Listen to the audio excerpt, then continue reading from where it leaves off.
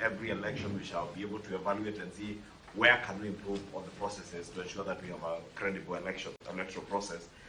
How would you suggest that that be done? By which body? Is it IBC, or which other body would you propose that they do that review of the Constitution? You have also spoken to direct appointments and put a very strong case for direct appointments of commissioners. Where does that sit in view of the new Constitution of 2010? Because granted that the experience you are speaking about is before this new Constitution,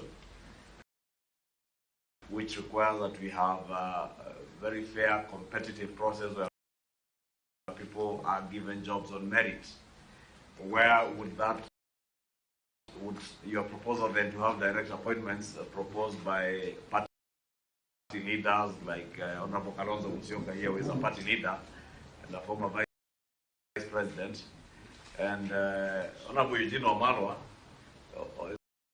is also a party leader. There are party leaders who, at least Honorable Eugene's party has, I think, about 5 members of parliament and a number of county assembly members. They are party leaders without a single MCA, a single member of parliament or a senator or any elected official. And I could form a party, like we have given the case example of UDA that we formed about a year before the election, but today is the largest political party. Shall we not be disadvantaging those who are not yet party leaders, those who are yet to form parties, and therefore advantaging the likes of Eugene, Honorable Kalonzo, and other party leaders who already have established political parties? And would that fly directly contra the Constitution in terms of being discriminative? Maybe Your Excellency can go first, then Omar. Who else has Eugene? It's okay. That order. It's very good to see you, Attorney General Emeritus. You talk about the school. But I want to humble myself before you say I was your pupil at Kaplan and Stratton. I like your spirit of regional integration. And of course, that notwithstanding, at some stage I became Vice President of the Attorney General. But that's the nature of things. I know your ability, your commitment to this country. You recall one time you wanted to resign, and I walked up to you and told him, you will not do that in the best interest of this country. You're a man I've seen who has received a lot of beating for being a stickler for the rule of law. 2 points. Like you, and you remember when we had the BBI sittings, I entered appearance and pitched for the role of the Senate. And since we cannot do much other than recommend that this issue be resolved, we heard from I think it was your successor, Professor Gilum Wegai, also pitched for the role of the Senate. And you have one up against him because you've yourself served as a senator. But what I liked about your selection of IB's commissioners, and I don't think it goes necessarily against what Kimani Ichung'wah is arguing, is to think of persons with gravitas. And you say they will never apply. And yet we know these are people who can never be compromised or bought with money. The likes of the late Harry Mole and the first mayor, I think Margaret Kenyatta was, when Mzee Moi that time saw these names, they are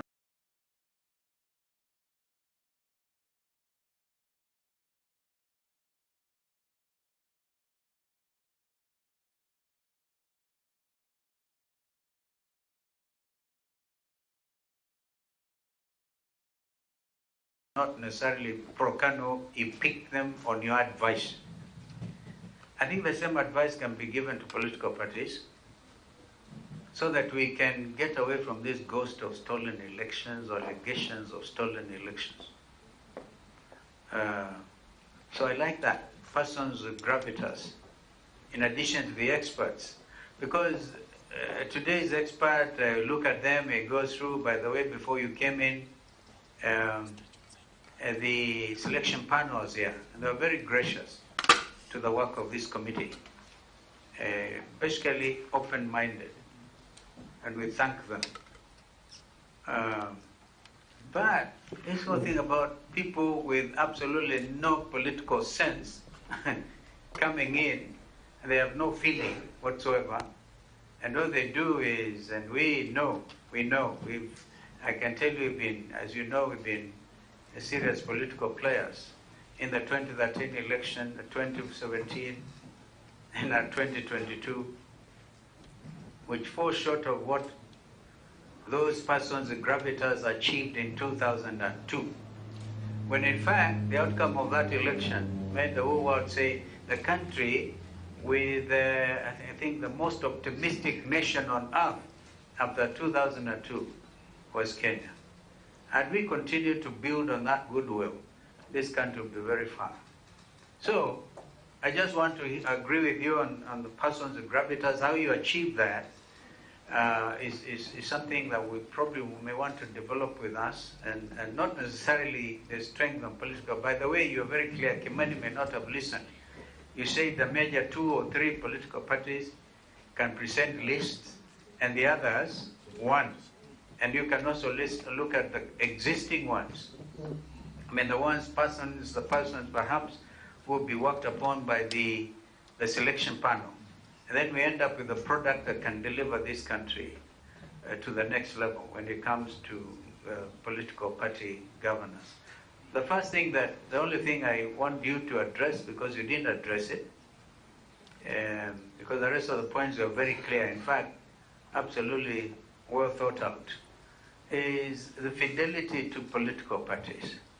This aggression on the party that ends up forming government, and in this case our friends in Kenya Kwanza. You will remember that immediately after elections, Azimio la Umoja One Kenya had the majority of members of parliament. But there are people in this country who do not believe in political party democracy or decency. They want just to be in government. And they went to government and caused a violation of what was even agreed at that time by way of registered coalitions with the registrar of political parties. First of all, what would you recommend with regard to the independence and the strengthening of the role of the office of the registrar of political parties? And again, fidelity to coalitions and coalition arrangements. Because then whoever takes over power at a particular time will say, I want the numbers so that I can carry out my legislative program. But it appears to me, if we are to borrow the example of what's happening in the United States today, the Republicans are the majority in Congress, and the American people are teaching us something. You negotiate and even end up like they did last night, say, well, let's leave out this matter of funding the war in Ukraine and look at national interest. And then everybody ends up feeling a bit more accommodated. President Biden is a president on the Democratic Party, but Senator McCarthy, of course, they want to impeach him now. The extremists on Republicans want to impeach him for considering what they've given. But since our Constitution 2010, I'm sure you'll agree, has drawn heavily from the American model, presidential system. I think that it probably will make this country be in good standing if we then can follow some of these ethos and avoid disorganizing, dismantling in a very dismissive manner political parties that take time to put together, coalition arrangements that take time to put together. Of course, the idea of a post-election coalition is also possible, But in the middle of an election, in a country as divided as we are, right now divided right in the middle, and then you have a head of state who probably said, I want to stamp great authority. He ends up doing that, but at what cost with regard to political party democracy? Thank you. Thank you very much. Since everybody has said something, as a writer before their remarks, I'll also say that my time at the Senate was made extremely useful by the likes of you, the late Haji, Raitu Murungi. You're able to clarify to Junior and I and those who cared to sit down with you a lot of the episodes of history where on the decisions that were taken at that time by the former president and some of the decisions that were made by very great leaders. And you told me that to publish your memoirs, some people have to be dead. So I had you talk about your memoirs. I'm confident those people are now dead. you actually, that was the joke you had, that if you were to publish your memoirs, some people must not be there. And that meant they must be absent from life, from the earth. Two. But they have their successors and assigns. Estates could go for him. You never clarified that. Maybe you can clarify now. Number two, you make a very flowery reference to the elections of 2002, and that there was a bipartisan IPC as a product of the IPPG. But also the margin of victory between Uhuru Kenyatta and the late Mwai Kibaki was so significant that no Tarakanithe could turn it around. And in fact, I'm one of those who was very critical of the Moi administration. But one greatest act of statesmanship that is corroborated by both President William Ruto and former head of public service, Sally Koskei, is that when everybody was waiting for Moi to do the magic, the late President Moi asked Uhuru Kenyatta to concede, which led to the concession at Serena. We need to have a culture of conceding elections. Whether we are the country, in terms of margins of victory, it is not specified. The only constitutional threshold that is required is 50 plus 1 vote and 25% in 24 counties. Americans vote that way every successive elections. Ghanaian presidents win with margins of 50,000 or 25,000. But we have radicalized and weaponized some of our base of supporters to constantly deny, to accept victory by always blaming some top technology, some software, some server. Yet it is some of it is in open public gallery for it to be seen. The server or the portal was simply a reflection of the server. We have since been informed by our Supreme Court team that the Supreme Court actually, in 2022, but then after that, we said all elections were contested, and all of them read Raila Odinga and others versus, so the contestation has been from one center. But I wanted to ask, I don't know whether you were part of the Supreme Court process of the 2022 elections. Actually, an audit of the server was actually, and we will present it in the deliberations of this committee, was actually ordered by the Supreme Court. Both parties to the suit were actually asked to come. They were taken to those places. Others, even from ODM, had their notes and they wrote, and they all signed onto that report, upon which I'm told it is what informed part of the decision of the Supreme Court. But I totally agree with this proposal that we indeed need to make it law that servers be opened immediately after an election so that we conclude these elections conclusively. We do not need to repeat ourselves constantly that after every election we are putting out some IBC people out of work. We are victimizing and vilifying Kenyans. We are, in the lead up to the elections, we're intimidating them. We are kidnapping them. We are murdering them. And those are some of the things we need to look into.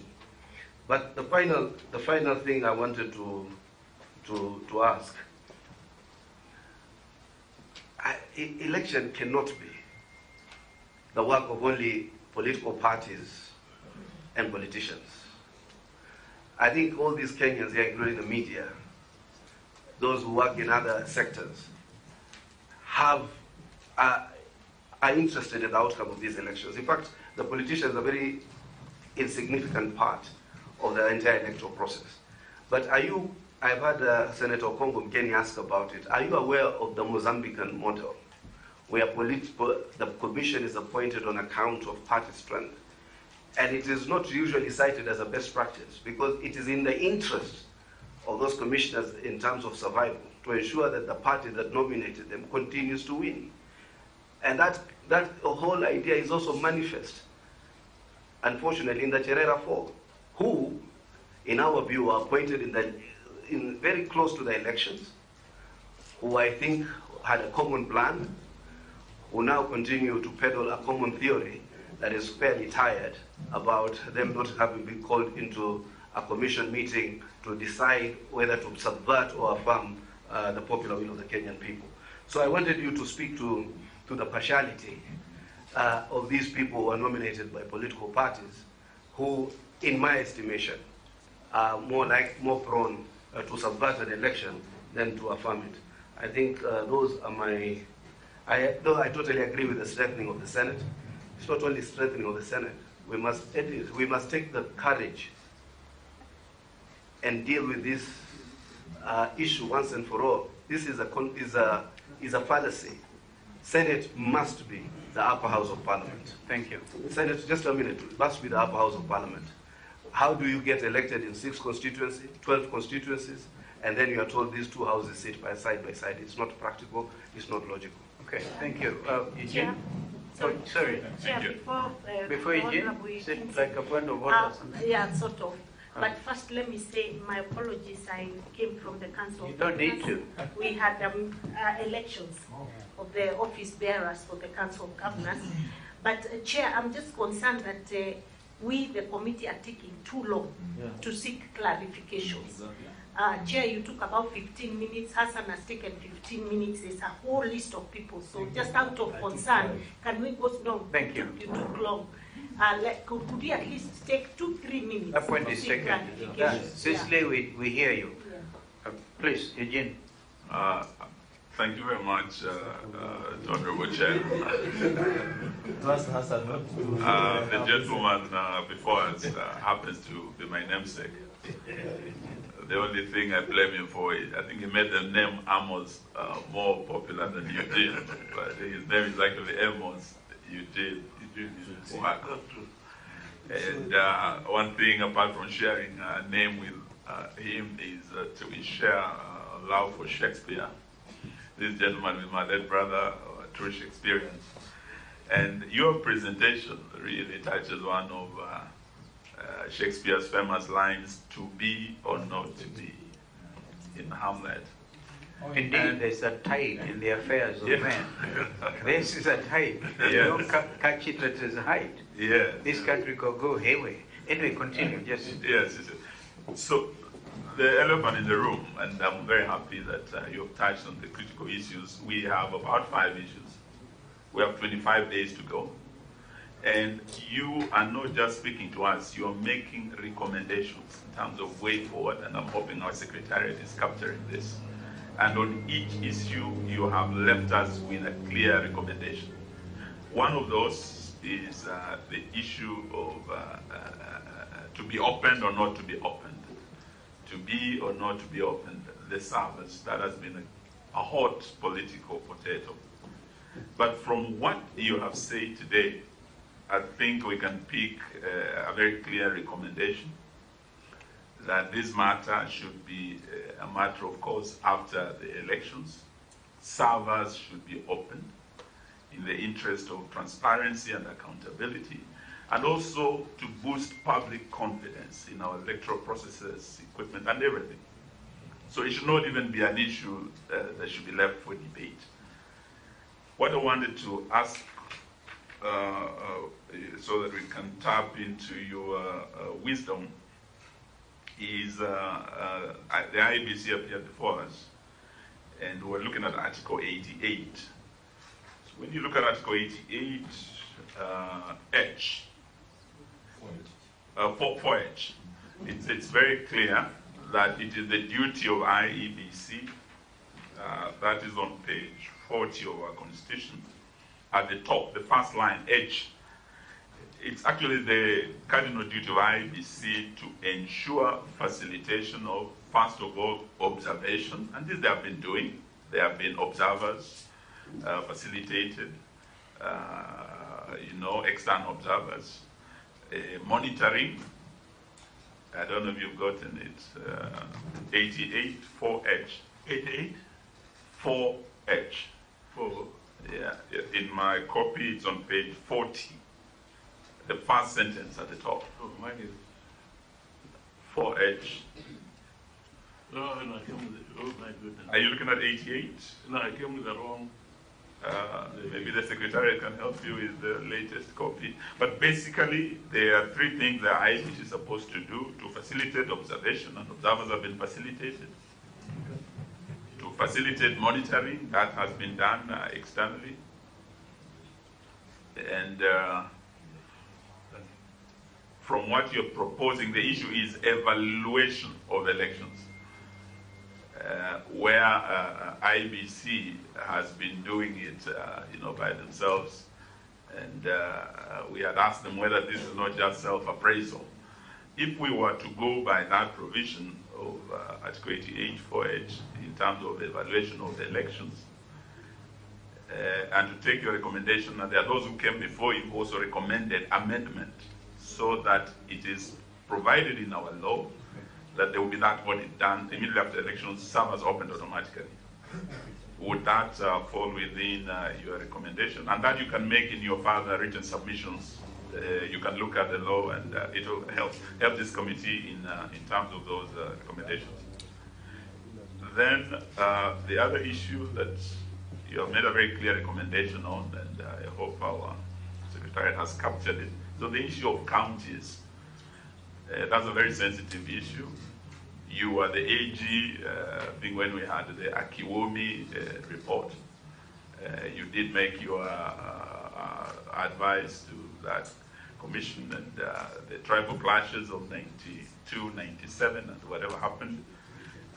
So in terms of adding or subtracting, to have or not to have more counties, it's another hot political potato, and we are happy with your recommendation that perhaps we will not be looking at whether the matter is within our jurisdiction or it's beyond our mandate, as per the motion passed by Parliament, and therefore recommendation, what I wanted your advice on, maybe when you're making your recommendation, whether that can fall within, of course, the purview of Article 188, where it's required that Parliament handles the issue of creation of new borders, counties and whatever. That will be very helpful in terms of a way forward and in terms of recommendations. Lastly, we have the issue of course, the two-thirds gender rule. We are looking for that clause that disappeared. I think you are saying that could really resolve the situation of the two-thirds gender rule. Because in the county assemblies, because of the law that we put there, Article 177, we have achieved in all our 47 county assemblies. But in our National Assembly and I think Parliament, we have a problem. I think you can help us find the clause that disappeared that could have actually resolved this.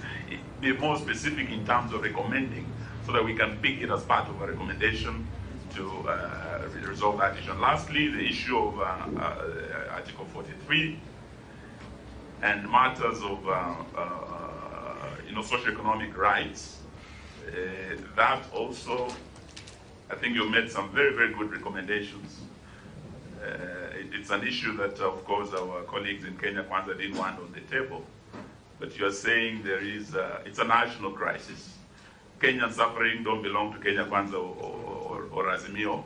They are all Kenyans suffering, regardless of how they voted. So there was the recommendation you were making about a national consultation, NCG. I think that's a very good recommendation, which I'm hoping will also capture. But what I wanted to ask is, I think during Kibaki's time, when we had this economic crisis, Kibaki came up with I think the economic recovery strategy and a team that was tasked to actually address the crisis at the time. I remember during Moi's time, when we had a similar crisis, he came up with a dream team that included people who are not even his supporters, a cross-cutting team of experts and people like Leakey and others who didn't agree with him politically, but a team that would be brought together broad-based and with the necessary expertise, economic and legal luminaries, if that could actually be recommended, so that we say it is no longer Kenya Kwanza affair, it's a national crisis we are facing. Let's come together and let's reason together. Well, thank you. Maybe we give you time to respond now.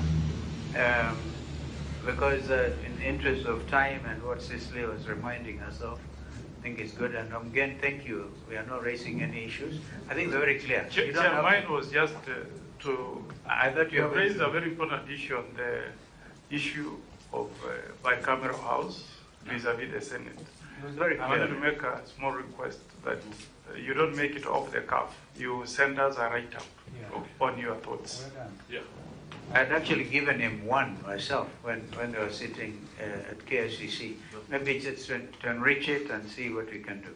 Over to you, Bwana Amos Wako. I wish to, my eyes are Mose. I'll start with which text should he use. Let me use this one so that I'm not now seeing it clearly. First of all, let me thank you for the comments you have made, which have all been very positive, and that's the way it should be. Mr. Chairman, your committee can even make proposals for amendment. I do not think that the proposal that political parties appoint in any way contradicts the Constitution, but if you feel it somehow it contradicts the Constitution, but you like the idea, then you can do a slight amendment. And if you want me to help you, I can do it.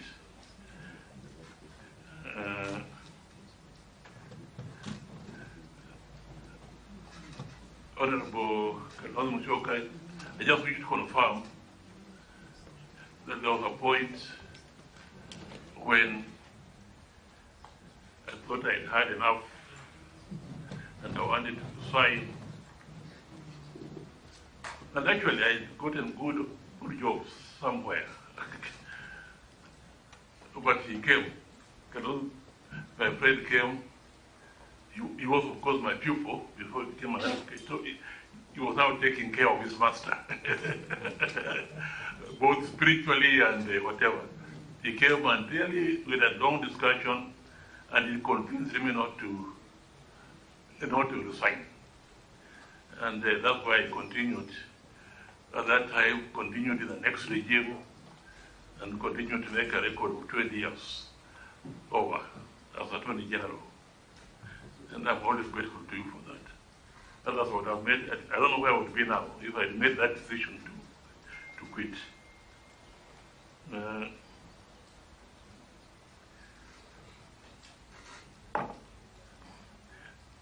Honorable Kalonzo, you asked about fidelity to political parties. To me, the situation to me, or that one is very, very clear. Kenya is a multi-party democratic state, and anything that undermines that should not be acceptable. But more important to me is that wananchi, the people, the sovereignty of this country rests in the people. And the people, you have gone to them and you have said that I'm now in this party, these are my programs, and on the basis of that, they have elected you. And maybe you decided to stand on that party because you knew that party was popular in that area. And therefore, for you to be elected, you must be a member of that committee. So you are going there under false pretenses to be elected, and then soon after election to go somewhere else. That is the exception to the people of this country. And we should be very firm on it. I agree with my,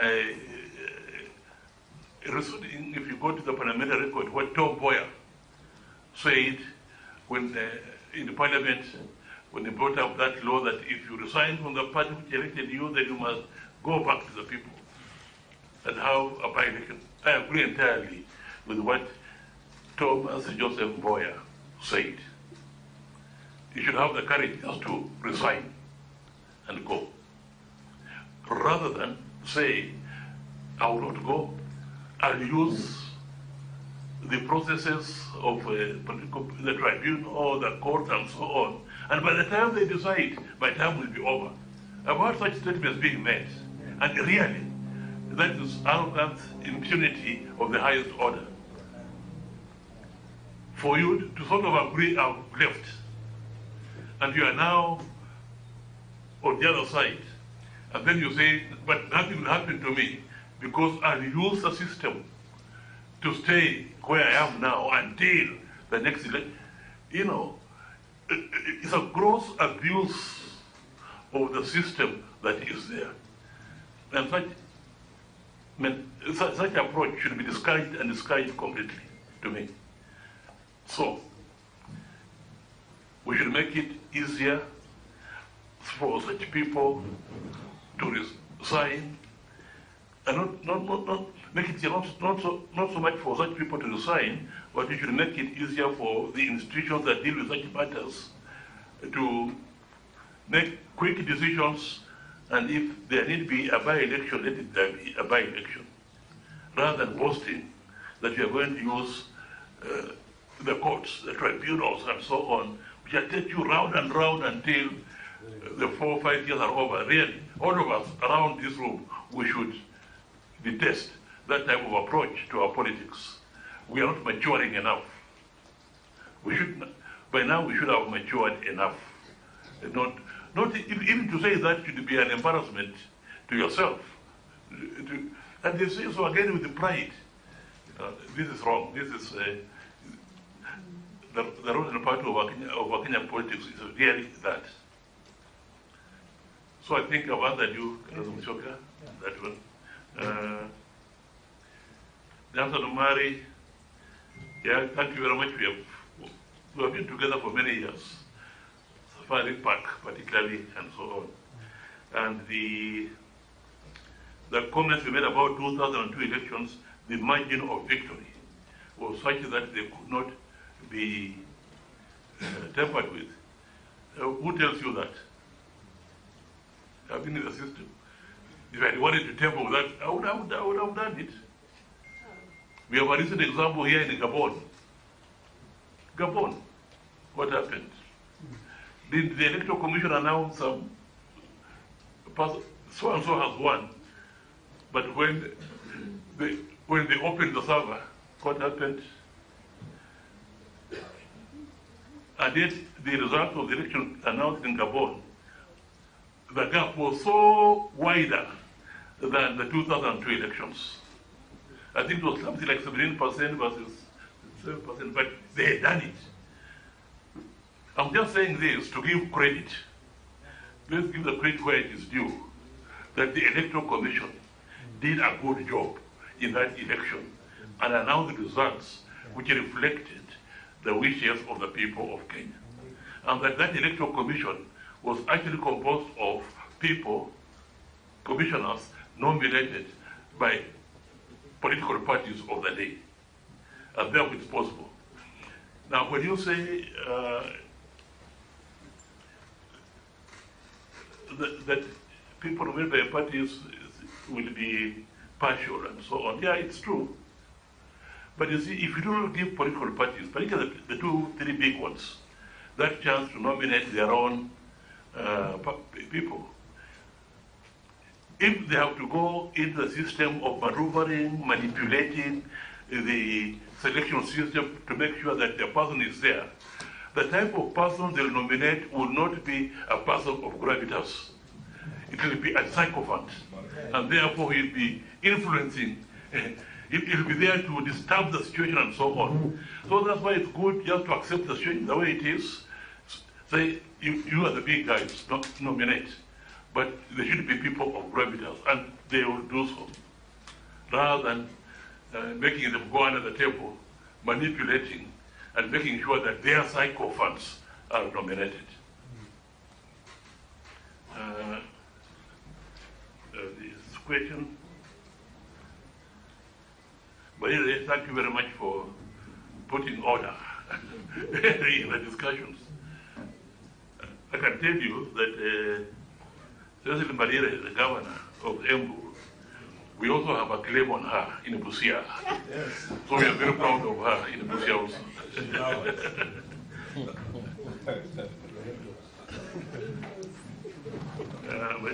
And then, Eugene Wamadwa, you mentioned quite a number of things which, in a sense, I agree with. Actually, it was agreeing with my recommendations, but also suggesting a few things.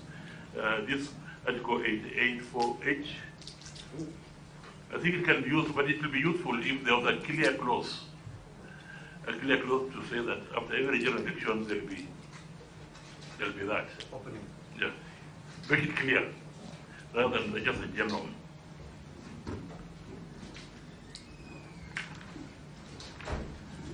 I think that's basically what. Anything else? Well, thank you. But as I can say, I'm available. Yeah, thank you. Please enrich our thinking. Including, by the way, you know, this thing, Zambians went, and I think at some stage, Hassan and referring to, again, talk about Frelimo experience in Mozambique and Renemo. But Zambians have actually decided, rather than this electronic transmission, they will do it manually. I don't want you to answer now, but perhaps give it some thought. Give it some thought. But then you didn't answer whether you were in that petition as one of the lawyers in that Azimio. Which one? That Azimio petition. No, not. He wasn't. Honorable Co-Chair, just to thank the Honorable Attorney General Emeritus. He's actually flown in from, he was out of the country at a family tragedy, and he just flew in for this. And we must really, really appreciate. And we've taken up a lot of your time. In fact, speaking from your brains, we should have paid you your hefty fee note. But because of your patriotism and your colleague, Honorable Gidu Muigai, was here also, this committee benefited greatly. We hope the sitting AG would also have time to come and, you're adding value to our process. Thank you. Well, thank you so much, my pupil master. So we get your item. Yeah? We get your item. Oh, yeah. I think Okonko, Mugeni has asked for a write-up. If the chairman so orders me yes, to. please do. We wouldn't mind on the issue of the Camero House. Yeah, I'll be more than I am certain Senator Mugeni is interested more on more powers getting to the Senate. And we shall allow it. If you can give me 14 days. Well, that's too much.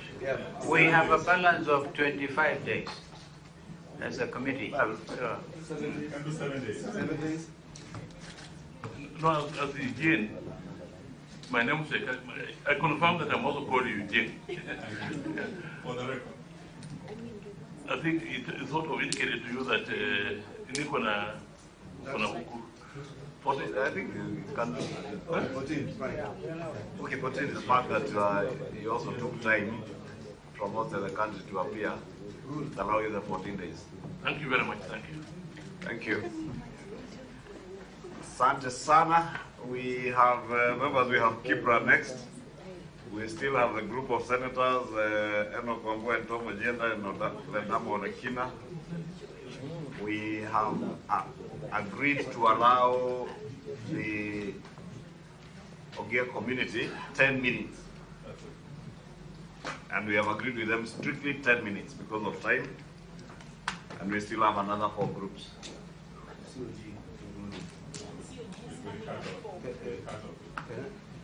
You know why I'm saying that? For Eugene and Omar, who never pays attention to what is going on in the meeting. You know why I'm saying that? Did you even hear what I'm saying? You and Eugene, you know why I'm saying that? Chairman, this is all on camera. Oh. But it's fair enough. But it's fair, because the housekeeping, Yeah, we just asking that need time. Eugene keeps his comments brief. No, for Eugene and Hassan Omar, it is not comments. Please keep your lectures brief. No, Chair, what you need to guide is that they've made their comments for the entire day. Now they need to Now they need for the rest of the day. No, Aaron Chariot. I will skip To some. show a level of maturity. You know, that was very high. No, you know Eugene and Omar. I think I want to agree with Senator Aaron. You have spoken for the day. Tumetumia bundles zetu. I will skip some. Bundles zimeisha. Eugene. Kipra, are they here? Yeah, there they are.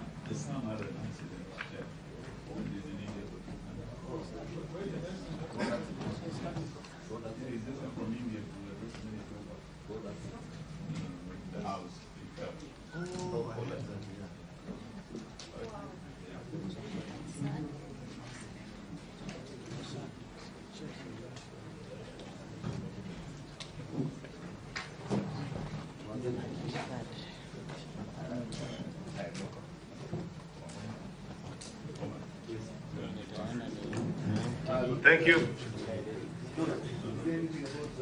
We will allow you to pass. Kipra, karibuni. We'll do a quick round of introduction.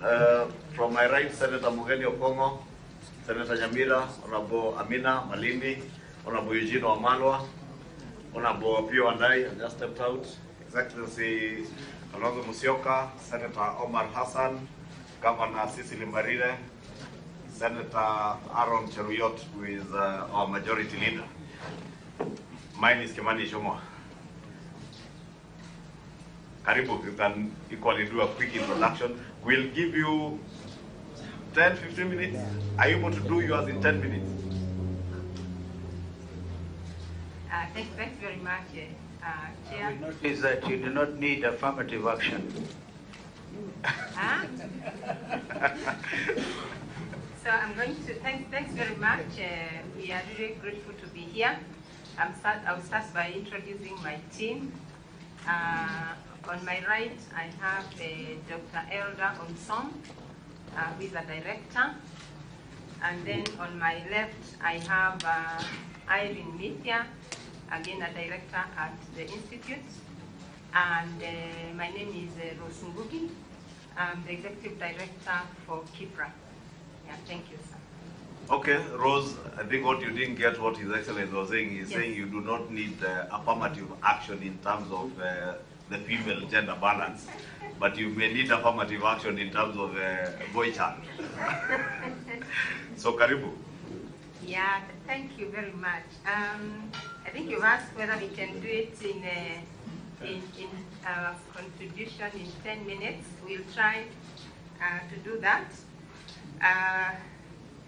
First of all, is to say that we received an invitation to this committee on the 19th of September to make a presentation on any of the 5 issues that the National Dialogue Committee is focusing on. And Kipra, we have a submission on one of the issues, and that is on issue on outstanding constitutional matters relating to the Article 43 of the Constitution, the cost of living, and related issues. The Article 43 of the Constitution on cost of living and related issues covers various aspects, these including economic and rights of everyone in Kenya. That covers one, highest attainable standard of health, adequate food and of acceptable quality, matters to do with housing, matters to do with clean water, social security and education. And this is what we are focusing on, given that at the moment what we are facing is rising cost of living and also inequality. And we also look at this as basic needs for each and every Kenyan. And since independence, sessional paper number 10 of 1963 identified three basic issues for Kenyans, and that is matters to do with poverty, issues to do with hunger, and also health. And these things have continued even in the Vision 2030, the Big Four agenda, and the better. Matters to do with the basic needs of Kenyans have continued to carry the day. And of critical importance when it comes to cost of living is the fact that when you look at these basic needs, food, shelter, health, clothing, and education, they actually compete for income for households. And when we think about the bottom of the pyramid, it means that they are competing for very meager income.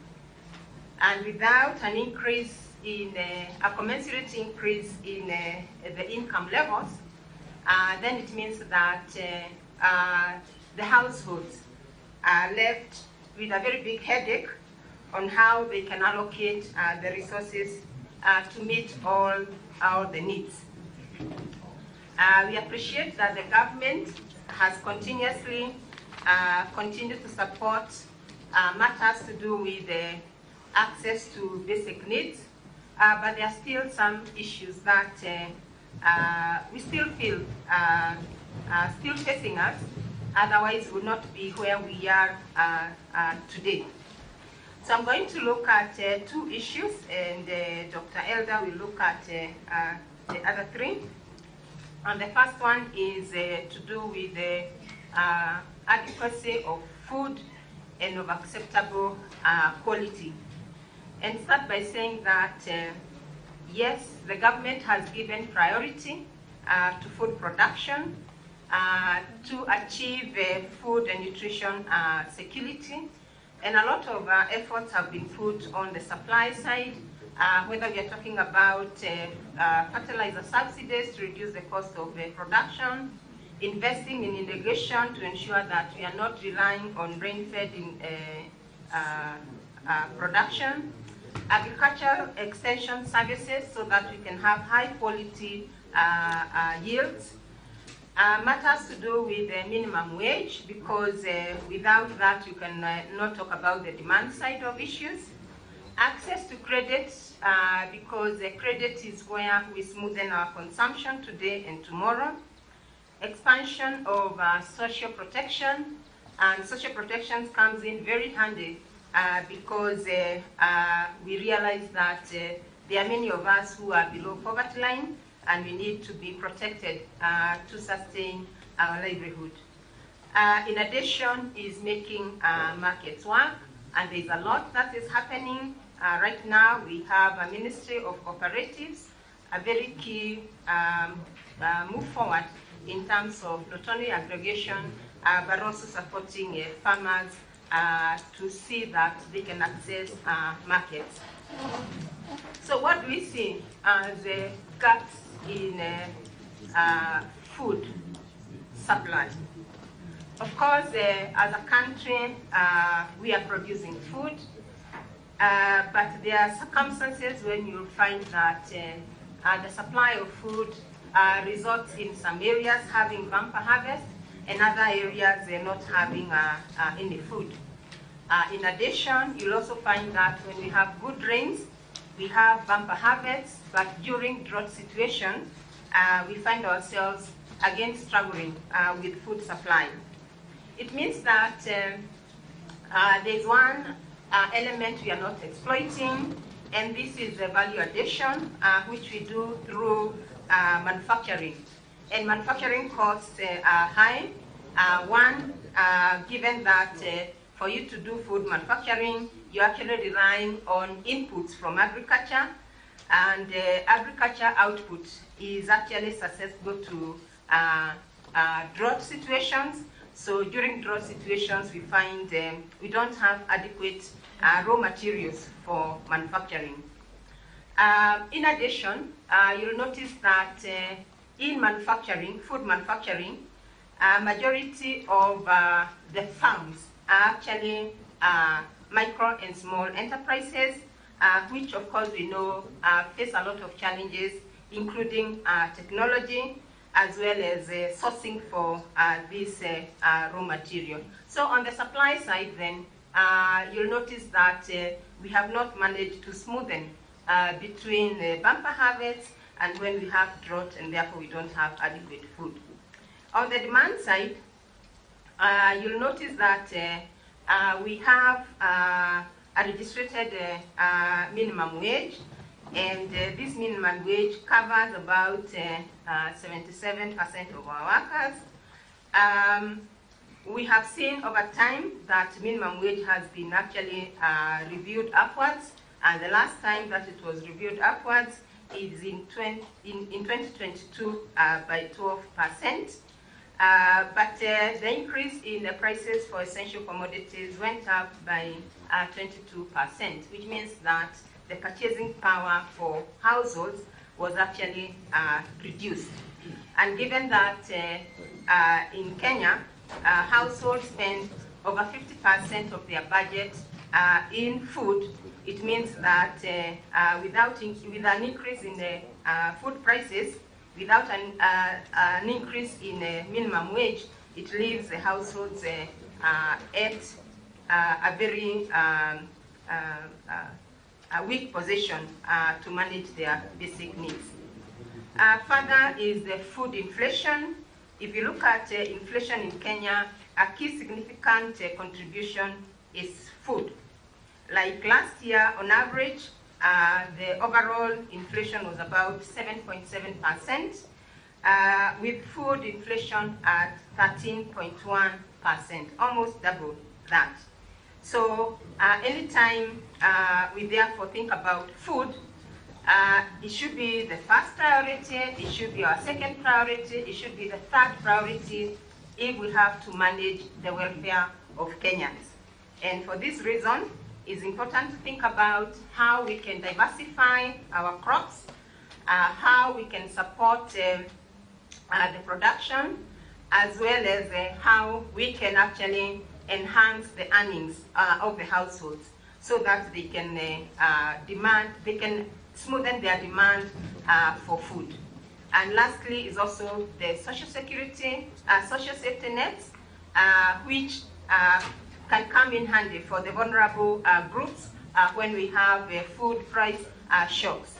And of course, we know that we are moving very well with the early warning system, but the key question is how we actually manage to put everything in order such that when we have drought, we don't face the same situation that we had with a prolonged drought that started in 2021. Dr. Maybe if I could guide you, you're already 7 minutes and you've only tackled 1 out of 7 issues. Meaning if we move at that pace, we'll probably finish at 3 and we'll not be doing justice to the rest of the country and other stakeholders who have been waiting. I want to propose that don't take us through the entire paper. It's a very good paper, very well written. And just give us highlights. Okay. Don't go through item by item the way you are doing it. Thank you. Thank And you. I'm sorry, I know you're an academician, so you are very tempted to take us through a class. Yeah. And I'm also a former lecturer, so Yes. also give a little I saw that danger, Mwalimu. All right. So I've just talked about social safety net, so I can talk about social security. I'll take only 1 minute and say that yes, a lot has been done. But the kind of gaps that we are realizing is that if you look at, say, for example, the hunger safety net programs, we give households about 2,000 per month. And these are mainly, for example, in rural areas. And the poverty line, going by the 2015-2016 household survey, is actually at about 1954, which means that we are giving them just at the poverty level. And when there is an increase in prices, this is not revealed upwards. So they are left actually, they actually drop down the poverty line.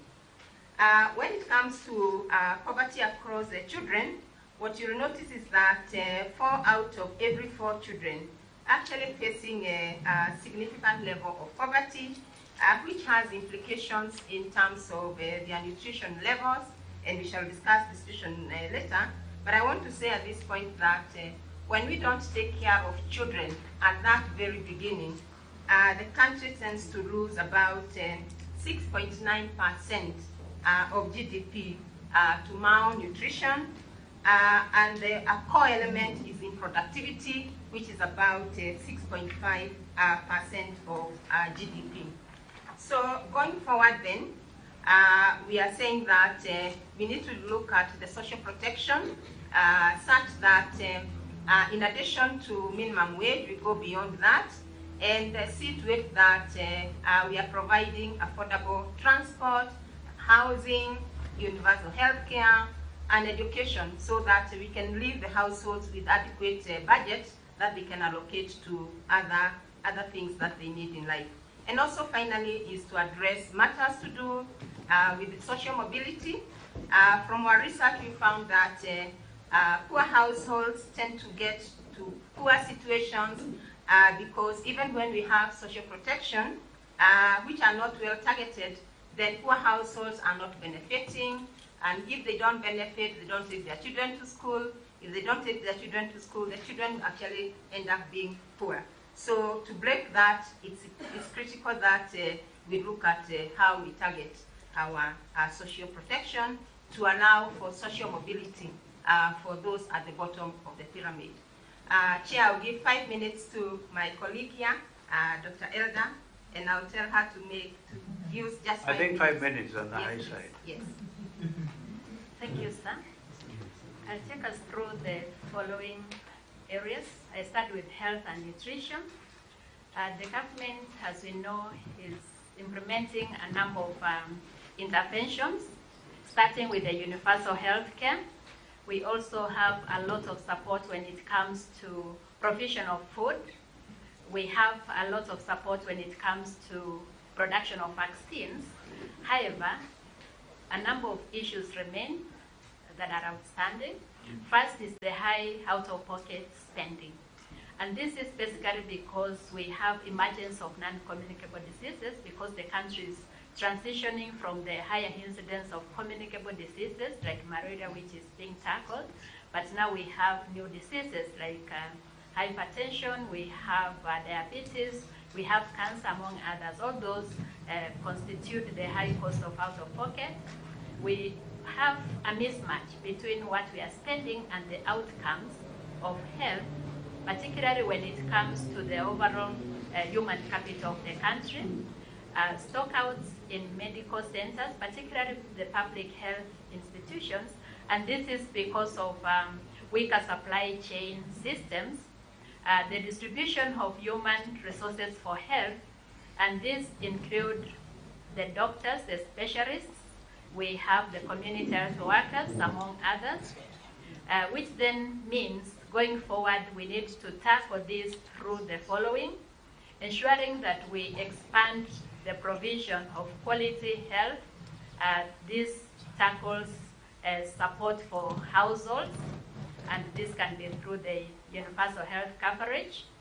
We need to improve the budgetary allocation and utilization because primary health is one of the default functions, and here the counties have a key role to play, particularly from the prevention, nutrition, and also ensuring that we access public utilities like water, which are key.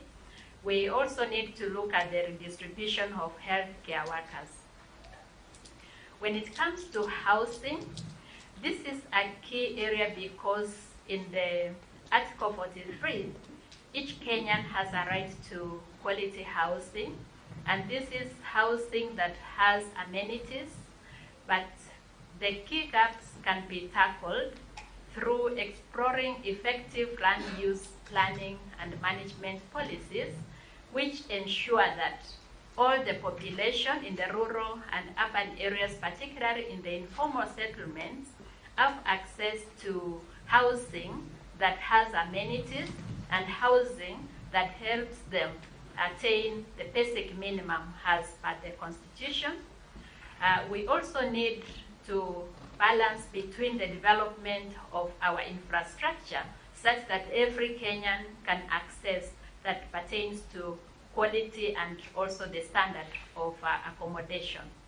When it comes to clean water and safe water, we know the amendment of the Water Bill 2023, which supports partnerships, but we have outstanding issues which relate to access to clean and safe water in the informal settlements, arid and semi-arid lands, and even in the high potential areas where we still have poor water harvesting systems that we can leverage on as a country, and that then compromises the quality of water that the Kenyans are accessing. Going forward, then, we recommend the need to enhance investments and capacity development in rural and the informal settlements. We need to look at the water management, particularly wastewater treatment, which requires use of technology and also high capital investment. When it comes to water harvesting, it will be important to put legislative frameworks in place, particularly in the public places where we have high levels of space in terms of roofing that accommodates water when it rains, and that can be harvested for use not only in the urban areas where we have most housing, but also even in the rural areas through the piping. Finally, on education, in addition to the reforms that are taking place, we find gaps in terms of inequalities to access education, particularly in the post-primary education, which we know is key where skills are being developed.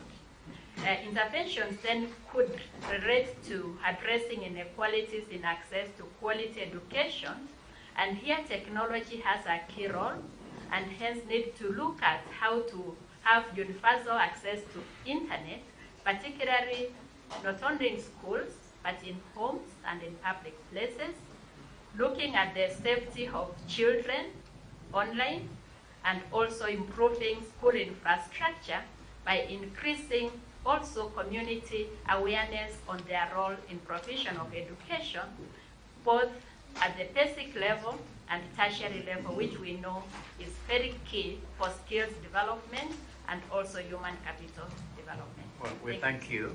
Does your colleague want to add anything in a minute? We don't want to feel deprived. But please notice, yeah. We thank you for accepting to even give us a written memorandum. Thank you, Chair. We are satisfied with the submissions, and we look forward to further engagement. Thank you. Well, thank you. We thank you so much. I don't know whether any of the colleagues here would want to interact with that submission. Yeah, I just one very short question.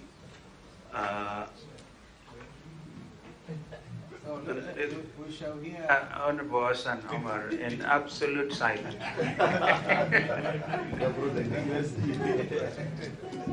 Yes, this is a very well done paper, and I I always have a lot of respect for the work done by Kipra, and I can see once upon a time your former co-chair, Linda Musumba, is there with us. My question is that as you make all these analysis about government interventions, particularly in terms of mitigating the cost of living, can you either forecast the impact it has had or forecast the impact it will have? Like you see, we said we did a G2G, government to government on the fuel. That was supposed to ease the pressure on the dollar, so that then we don't have scarcity of dollars like what is happening in Tanzania.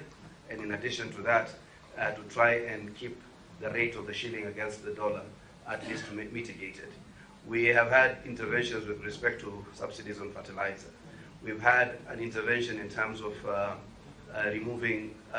bringing oil and other food products at zero-rated import duty. So I want, are you able, maybe even if you don't have the answers now, to analyze, because this government is implementing a plan, and you are a government agency, to analyze whether there is some impact with some of these interventions in the short and probably in the long term of some of these interventions with respect to mitigating the cost of living. Yes. I just want to really thank the three ladies. I think it's the first time we are having this kind of forum where the entire team is one of ladies. And it gives me some comfort. For the first time, we are not talking about the men. and just to let you, actually, I am very keen to know whether, just taking up from what Hassan has said, are you analyzing the impact of the government programs that are there in the plan in relation to the issues that you've raised? For example, I'd be very happy to hear from you what has been the impact of the subsidized fertilizer to farmers in relation to the last season, and has that improved the quantity and quality of food? Are we there? Are we there yet? And in your view, listening to Kenyans and politicians, we want quick fixes. We want to wake up one morning and the government has subsidized fuel by half or by a quarter or whatever percentage. We want to wake up one day and we have subsidized maize meal so that it's now below 150. And we saw that attempt in the last regime. Between what happened in the last regime from a very independent position and what is being attempted currently by the current regime, which is the better way of sorting these issues? Is it those quick fixes, or is it long-term, well-calculated plans? Chair, because I served in the last regime, I think our friends from Kenya Kwanza are saying their plan is working very well. We just want to know, because this plan is called Bottom-Up Economic Transformation Agenda, BETTER. This plan was supposed to make lives better for Kenyans. In 100 days, now it's a year. If this plan has worked, as my colleagues are saying, and we have a bumper harvest, why is it that we're importing yellow maize now? Can you explain to us? Many of us are farmers. We don't understand. It's very worrying. The last time we ate yellow maize, I was a little boy in the Nyayo era. Are things okay? Is the plan working? May I clarify something about the yellow maize? And this is so important, especially for the Honorable Eugene Wamalwa. The yellow maize is coming here to strictly help us with livestock, animal feed, poultry, livestock. Because what the government has realized upon analysis is that the cost of animal feeds is too high to keep farmers in profit. And that's why we are bringing in cheap yellow maize, not for human consumption, I repeat here, not for human consumption, but for animals. That's the purpose of the yellow maize. So Eugene Wamalwa, be sure of that. And that's why we're giving fertilizer for proper maize for human consumption. Okay. I think, Chair, we live in this country. This is a country where we've had sugar being imported and mixed, brown and white. Once you open the door for yellow maize, what controls do we have? That's the worry of most farmers. We have a bumper, we are harvesting. I just came from home now. Why you bring us yellow maize now when we have a bumper harvest? You know, if we, although His Excellency keeps encouraging dialogue, when we speak across the table to speak to each other, I think the fair thing is to allow Kipra to have that very balanced analysis to tell us. Because, for instance, speaking from where Cess is sitting, I may have the view that the subsidies, consumer subsidies that Honorable Eugene's government did in the last regime did not work. If anything, they left all those bills to this regime to pay. And therefore, Kipra would be in a better position to be able to analyze and tell us. All of you guys who are together, you're talking strange things to some of us. I can confirm that Kimani Ichung'wah was not there. We were all together. We were all together initially before Eugene edged us out. So maybe Kipra should be able to analyze and tell us what is a more sustainable policy to pursue. Is it the consumer subsidies? Is it the producer subsidies? Is it what from your paper, I have seen you've spoken about wage increments and enforcing that, because the cost of living inevitably will keep rising, and some by factors beyond our control as a country, for instance, the fuel issue. But the challenge then are Kenyans having the levels of income to be able to afford that cost of living. So maybe you would strike a balance for us, and we don't expect you to necessarily have all the answers now. We would not mind a well-done paper like this one, probably to answer those questions if you're not in a position to answer now, unless you have a quick one as we close. Thanks very much, Chair, and thanks very much, committee members. I think these are very exciting questions. And I want to say, one is that, yes, we can do impact, and we have done actually a very good analysis on the implications if all the proposals that have been given by the government were to be implemented. But I want to say that recently we have launched our report, the Kenya Economic Report, that was looking at the cost of living. And one of the key things that you'll notice from it, and that's why we are focusing a lot on the food, is that food actually taking over 50% of the income. It makes it the first, second, and third priority that we should get into. Transport costs, especially for those who are using matatus and the like, it also takes almost 10% for transport, and it is among, I think, the second in terms of contribution to the cost of living for Kenyans. So when we are able to reduce actually the cost for fuel, it means that you can reduce the cost for transport. It means that you can reduce the cost for distribution of foods, and therefore you can have an implication on the prices for food. Now, it's one thing to have food supply in the market, but it's another to say that I can access it.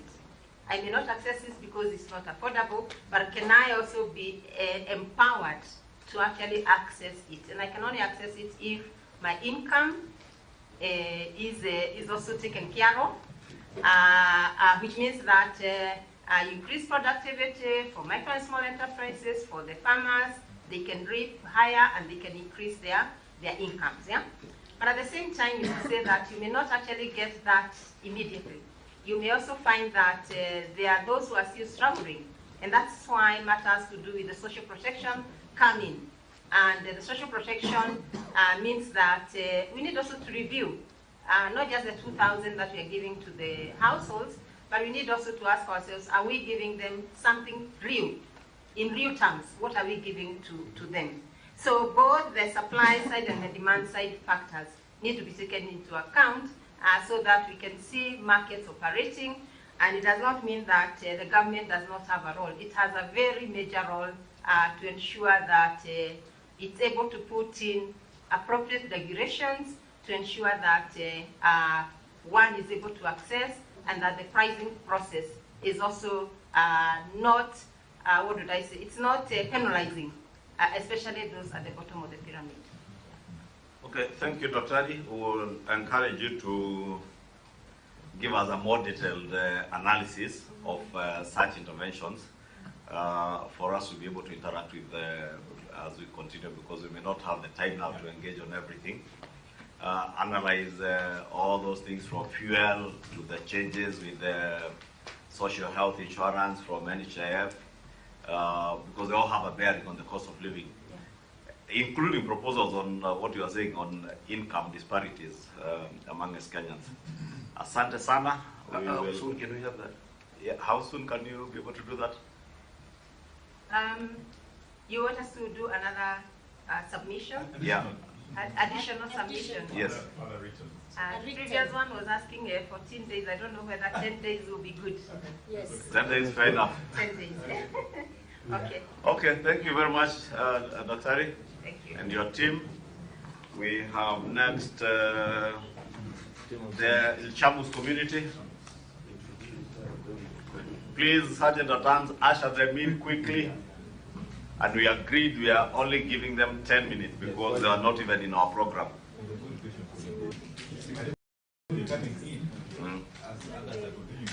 Yeah? Yeah?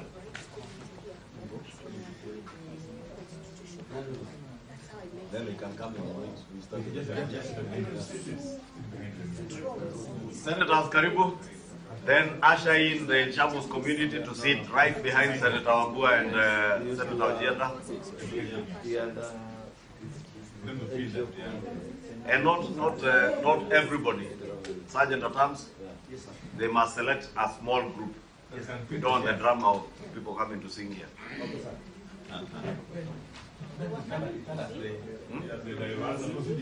But now,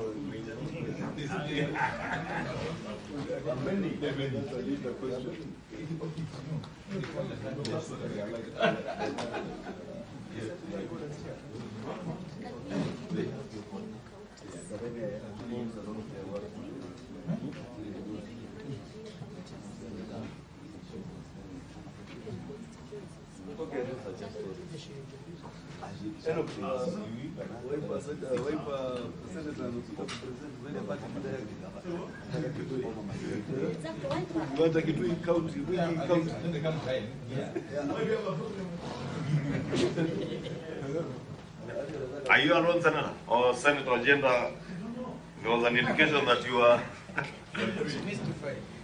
you are talking with mystified. Ojienda. Why don't you allow us to listen to Jamus then, as you wait for your colleagues?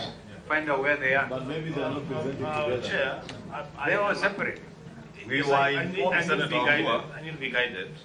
Yeah? I need to be guided. I'm here on account of a memorandum that I sent to this team. And in our meeting last week, we proposed,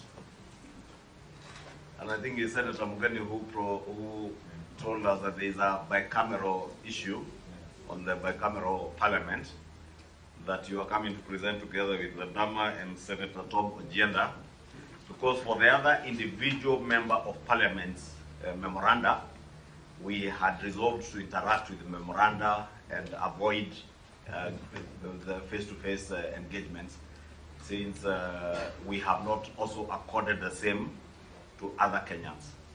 And we said in the spirit of fairness to other Kenyans, we interact with your memoranda just like we interact with all other Kenyans' memoranda, unless it is a group, and that's why we were convinced by Senator Mugeni there was a bicameral issue that you had to present together with Senator Ojienda and Senator Olekina.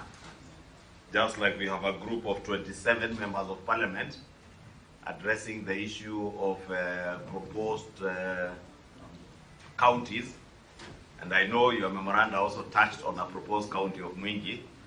I'll probably propose, if it is that's the issue you are here on, probably it's fairer to join the other group so that we listen to you on the issue of bicameralism.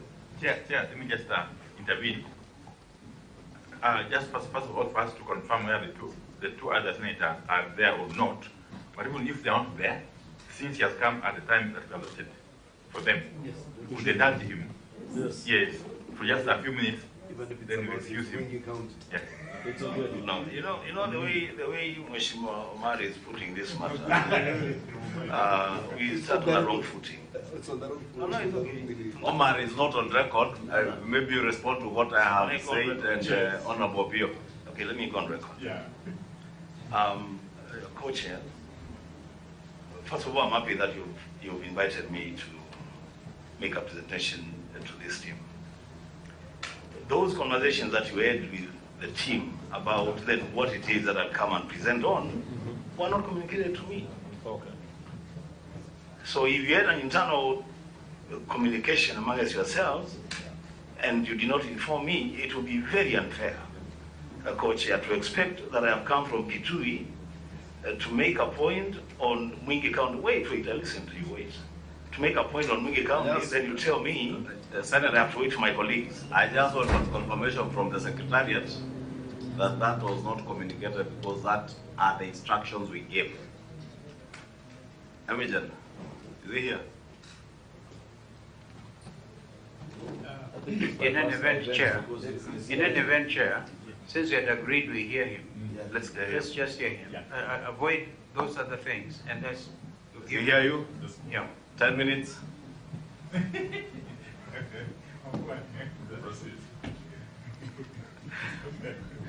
We have a whole list, Senator. Hey, that's okay. I'll make it 5 minutes. Please, we would be happy if it was even 5. That's okay. So I thank the team for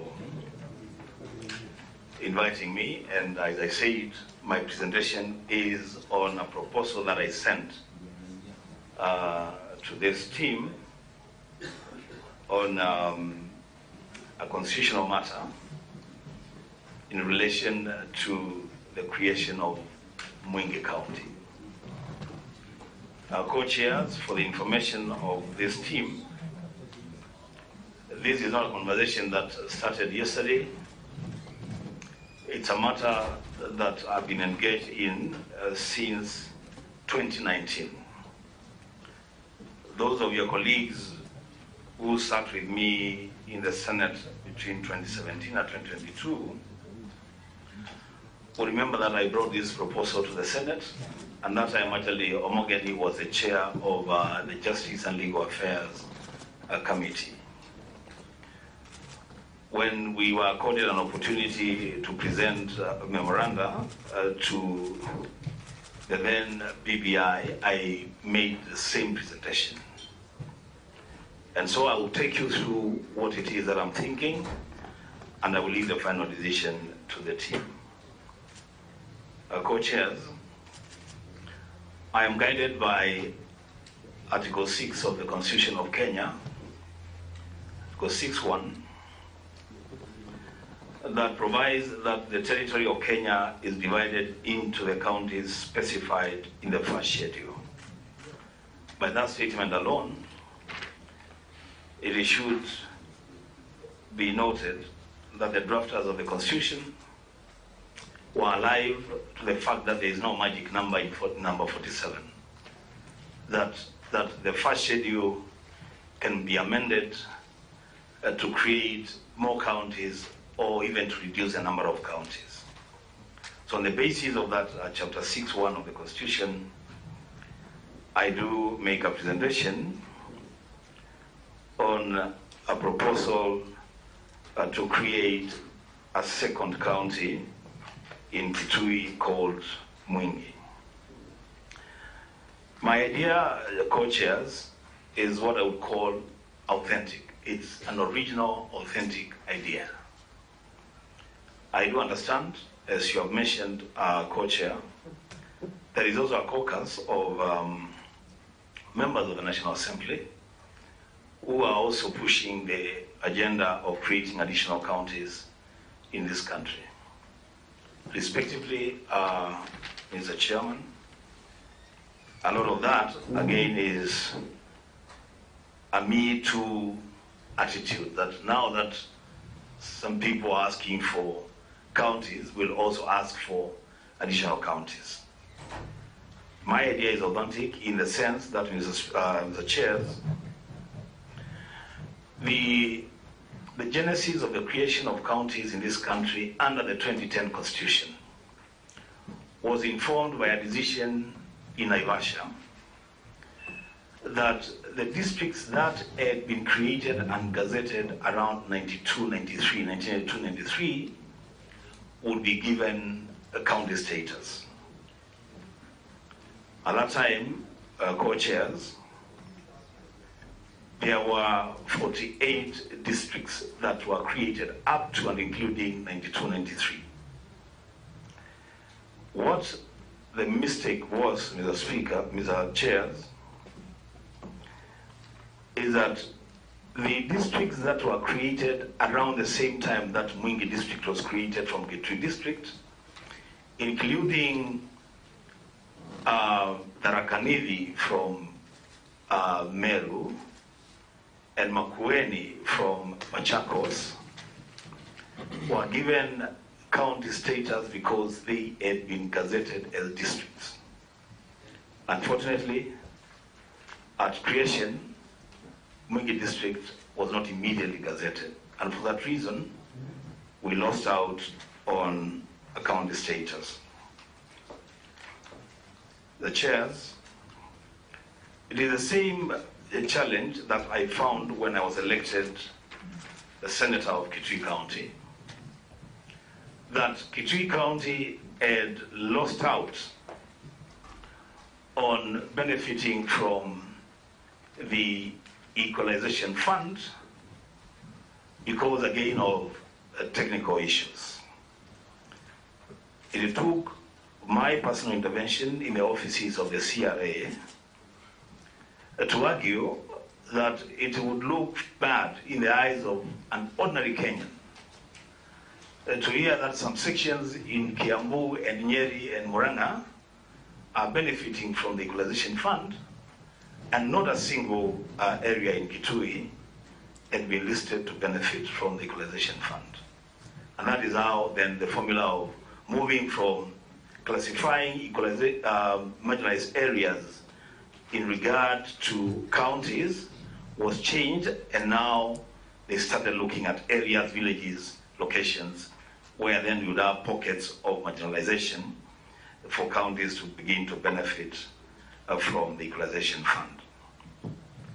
Co-chairs, my proposal is an attempt to cure an injustice vested and visited on the people of Mwingi, and by extension the entire Lower Eastern region, on account of a failure by the Office of the Attorney General to gazette a district. And I am urging this committee, the National Dialogue Committee, not to grant the invitation from any quarter to be bystanders as the people of Mwingi continue to suffer this injustice.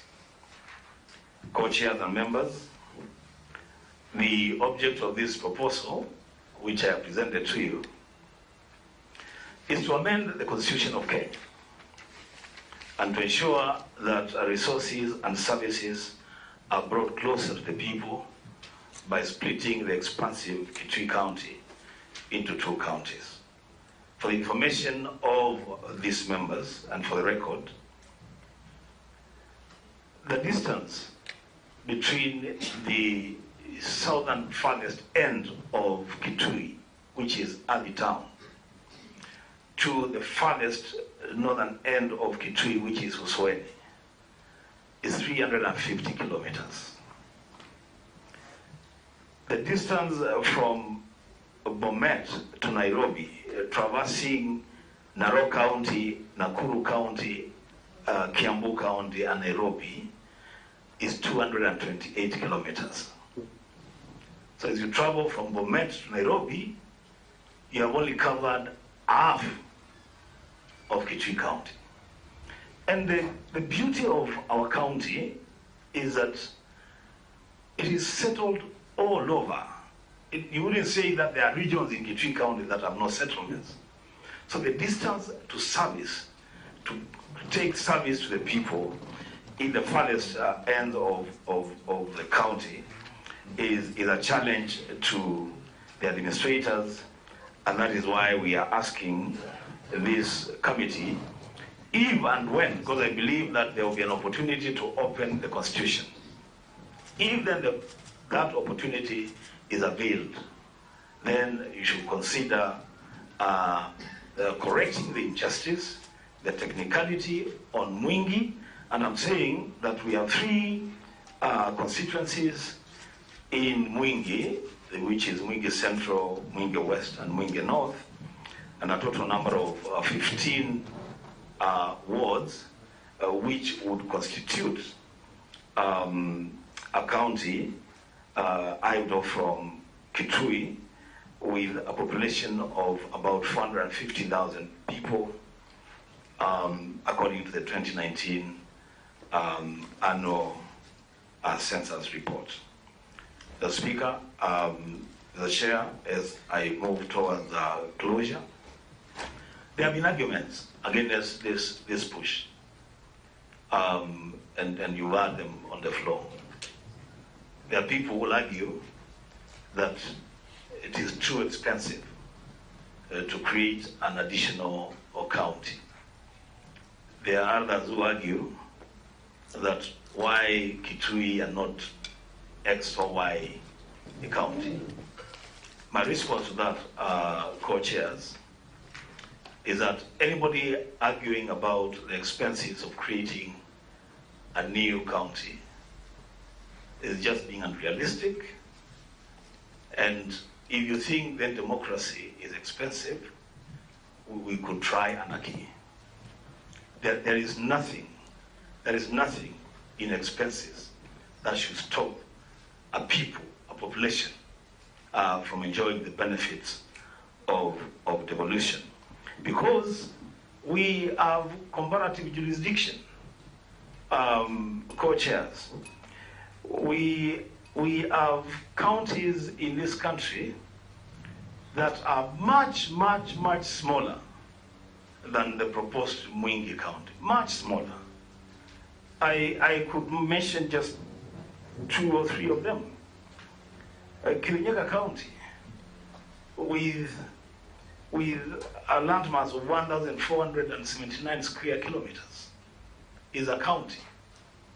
In fact, I make this joke, co-chairs, about Kirinyaga County, that the county is so small, and I'm not saying that they should be denied their status, no. They're so small that even the Catholic Church has not established a diocese in Kirinyaga. It is administered from Muranga, and yet they have a county status. You go to Lamu with 2 constituencies. Go to Isiolo with 2 constituencies. You go to Samburu with 3 constituencies. Tharaka-Nithi,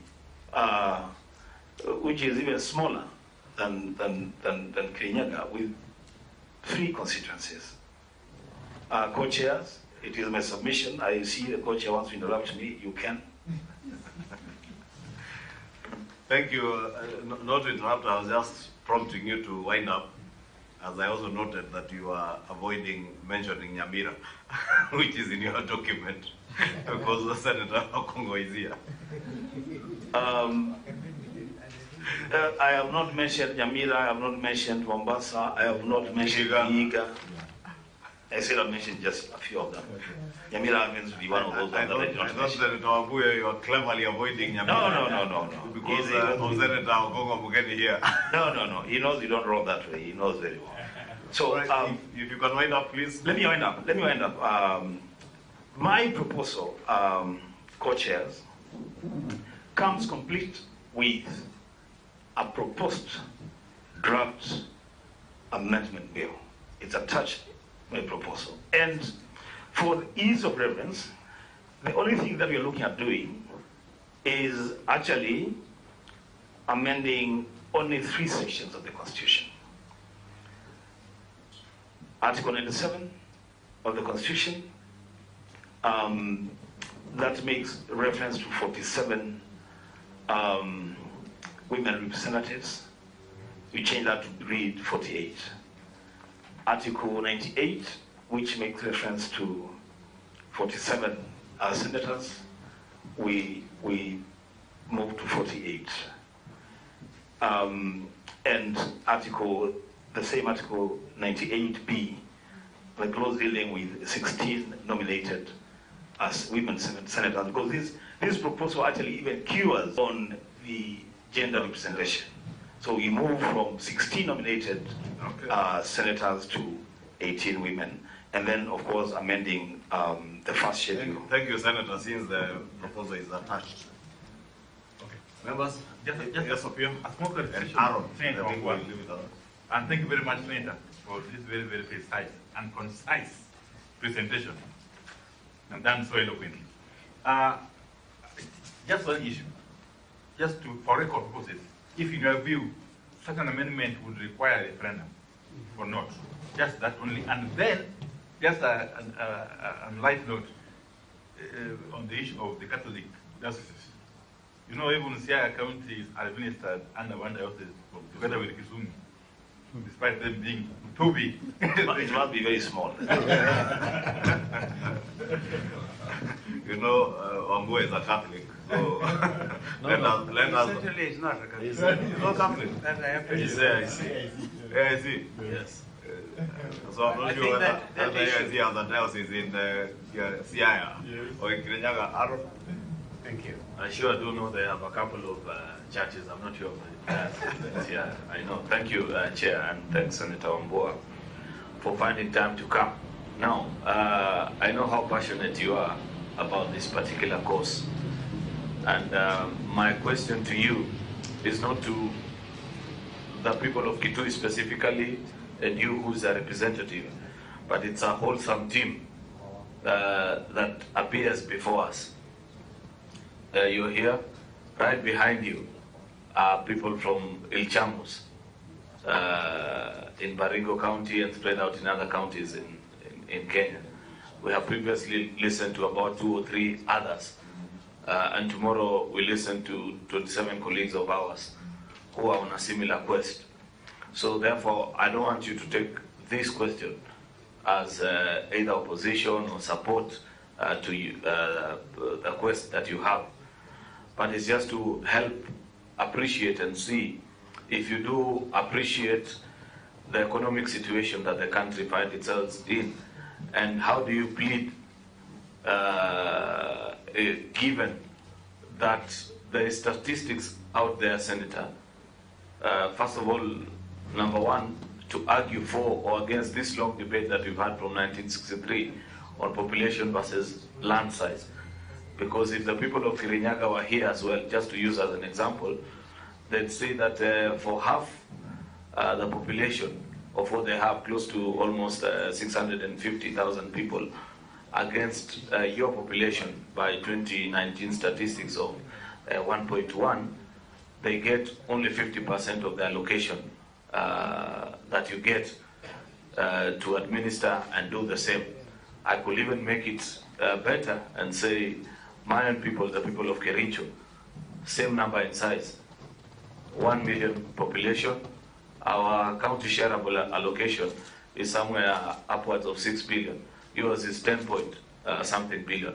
And therefore I could push a case and say, on account of population alone, it deserves to be similar. Therefore, it's a very complex debate, which when we have the challenge, and the reason why I'll ask you this, and perhaps not any other of the groups that have presented, is because you're a leader, we sit together in Senate, and you understand the intrigues and the difficulties that the country continues to face. Wouldn't you propose rather a way and means of ensuring that services get closer to your people, more than just creation of an administrative unit? And you know this, Senator Wambua, that in all our 47 counties presently, and this is something that we need to consider in Senate in the next coming days, all our counties are in violation of Section 25 of the PFM Act. There is none that is devoting more than 30% of their shareable revenue to development. So therefore, what you end up doing is that when you create additional counties, you're giving jobs to perhaps a maximum of 1,000, 2,000 people, but what eventually gets as actual development to the people that you're seeking is only 20% of that. Haven't you thought of maybe of another way other than just creation of a county, of trying to ensure that your people get justice? I thank you, Chair. Yes, Senator, we'll allow you to quickly respond to those two. Yes, I will. Let me begin with I need to say this before you do that. You're quite right. The Attorney General Emeritus was sitting there before you, actually confirmed that he was the violator. He's the one who gave the list in order to break the stalemate, because some were asking for 100, others 18, and others. So he really used like a rule of the thumb and said those which were which had been gazetted as districts. And although Mwingi was announced, I remember that, about the same time Tharaka Nithi was given the district status, yeah, and Makwiny, and Mwingi was just not gazetted. It's really, you're quite right in saying the office of the Attorney General let down the people of Mwingi, because that was a criterion that was being used. So I want just to agree with you on that score. I think your party leader, it feels good when your party leader agrees with you. Now I can deal with the rest. On the matter of the referendum, yes.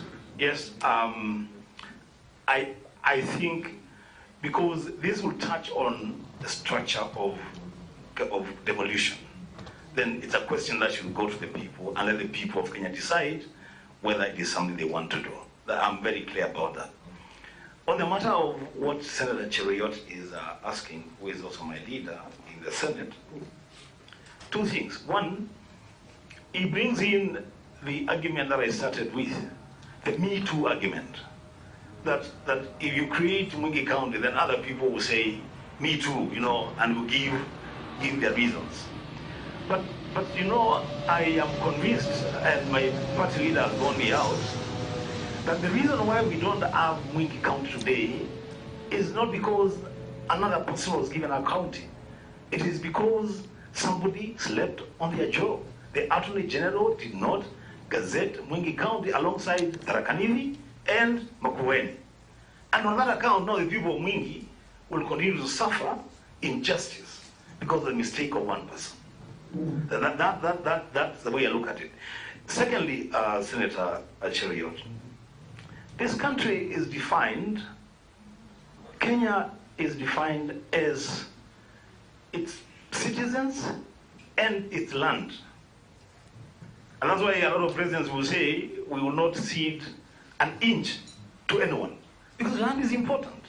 So land mass is as important to this country as the population is. So the argument that there are people that have huge populations and small pieces of land, in my case, does not arise, because then what you lose in landmass, you gain in population. And what you lose in population, then you gain in landmass. And as I conclude, I say this. Devolution, Honorable Tim, devolution has actually been hijacked at county headquarters. The drafters of this constitution, and that's why they are leaving that Article 6 open. They did not envisage a situation where, when you create a county headquarters, now that is the end of devolution, things now should work properly from there. No. That should have been the beginning of it. That we should evolve further to wards, to constituencies. And by extension, then this one county, this just one county in this country, Mwingi, that was denied a right by the mistake of one person. I will leave it to you to decide whether you want just to say they lost and they lost, then let them live with it, or you may want to correct that injustice on account of the fact that we all agree, and the AG Emeritus was here, as you've told me, he has confirmed that it is him that did not gazette Mwingi. I rest my case. Thank you, Senator. And it is indeed true. He was seated right where you are seated, and he made that concession.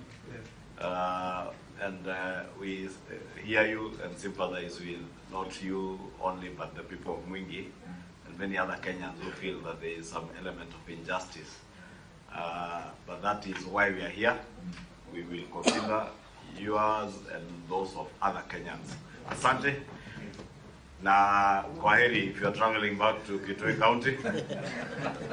Or is it to Kuija? You're doing badly. I want you to invite me for lunch. and unfortunately, Senator, and it's good because the fourth estate are here, and I saw the nation accuse this committee of gobbling up 100 million shillings. And I heard, I think over the weekend, someone saying that we are sipping expensive tea and champagne. We unfortunately have no facilities. We are here to get a shilling. Even the waters and the conference facilities, we are here courtesy of a well-wisher, one of our civil society organizations that have been meeting the conferencing facility costs, including our teas and light meals when we have a long day like today. But unfortunately, because of you and the Ilchamus and Public Service Commission who are here, we are not even able to break for lunch. That's okay. Chair, Ajay, let me help you there, because then it's a problem. And let's confirm to media, because I sat in this committee, the first team. And to be honest to this country, there is no government money that is being spent on these things. It's a volunteer service. It's people doing this for the nation. So thinking that government is giving these people allowances or monies, I think we should disabuse ourselves of that notion and just allow Kenyans to do their job. They're just doing their job. Thank you, Senator. We will request, just hold on, we request Public Service Commission. I'm told you have a meeting at 3:30. So we request the Chamus community to hold on. No, just sit. Letangule, just take your seats first. We allow the Public Service Commission. They will be very brief. We wanted to slot in at you at their time, but they have insisted, so we allow them a quick presentation.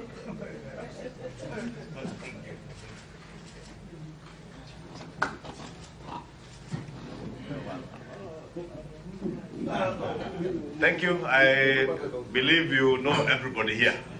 We will not bother you with introductions. Maybe you just introduce yourselves for the record and move straight on to your presentation. I'm told it's a very brief one. It will take 5 or 10 minutes? 10, not more than 10 minutes. Okay, thank you.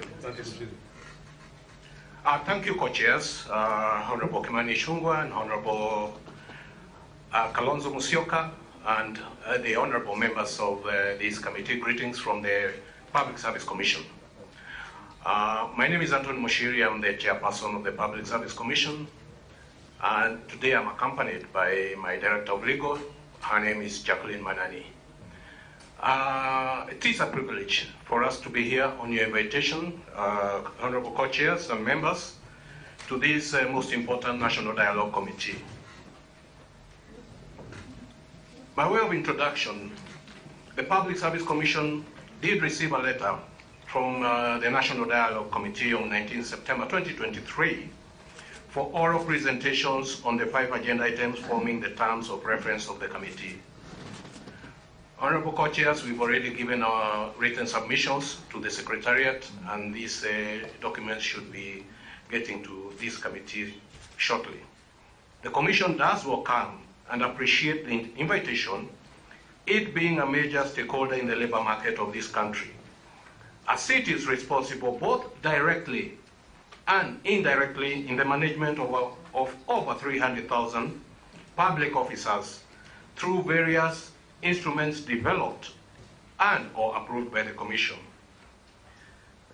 Honorable co-chairs, the Commission is established under Article 233 of the Constitution, and its mandate is outlined in Article 234, of which I will not belabor.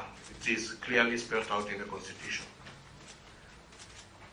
So from the foregoing, the Commission's role in public service institutional development and management is central, not only to the government of the day, but to the nation as a whole. In view of its mandate, the Commission bears the responsibility for improving the capability of the public service to provide strategic and innovative policy advice that spurs growth to meet citizens' expectations. That is why it is normally referred to in our mission charter as a citizen-centric public service. So, Honorable Co-Chairs, the Commission did consider the request of the National Dialogue Committee and hereby presents its views and proposals. On electoral justice and related matters, that's the restructuring and reconstitution of the IEBC. Honorable Co-Chairs, IEBC has been a matter of concern to many Kenyans and public servants equally, and indeed to the Public Service Commission. Partly because of the anxiety raised by its decisions in all electoral processes. The institution should therefore be restructured in a manner that makes it more effective, efficient, and credible on matters elections. Restructuring and reconstitution of IEBC should be done in the spirit and letter of the Constitution. IEBC is an independent constitutional commission, as defined in Article 248(2) of the Constitution, with the object of protecting the sovereignty of the people, securing the observance by all state organs of democratic values and principles, and promoting constitutionalism as provided in Article 245 of the Constitution. The Public Service Commission is also bound by this. These objectives should be at the core of restructuring IEBC to ensure that the persons who will eventually be appointed as members will be able to deliver on their mandate. Co-chairs, for purposes of objectivity and independent identification of members of IEBC, the framework and process of restructuring and reconstitution of IEBC as an independent commission should be defined in a manner that would not be subject to interference or influence by various quarters of society, including political parties. The recruitment of members of IEBC should be shielded from political party interests that ultimately cast aspersions on the results of elections. Co-chairs, in other words, the members of IEBC should be like Caesar's wife, they're beyond reproach.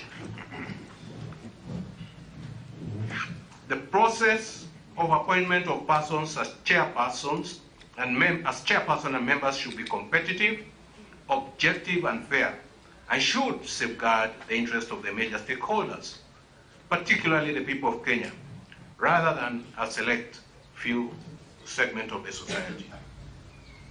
Number two, outstanding constitution matters, the cost of living.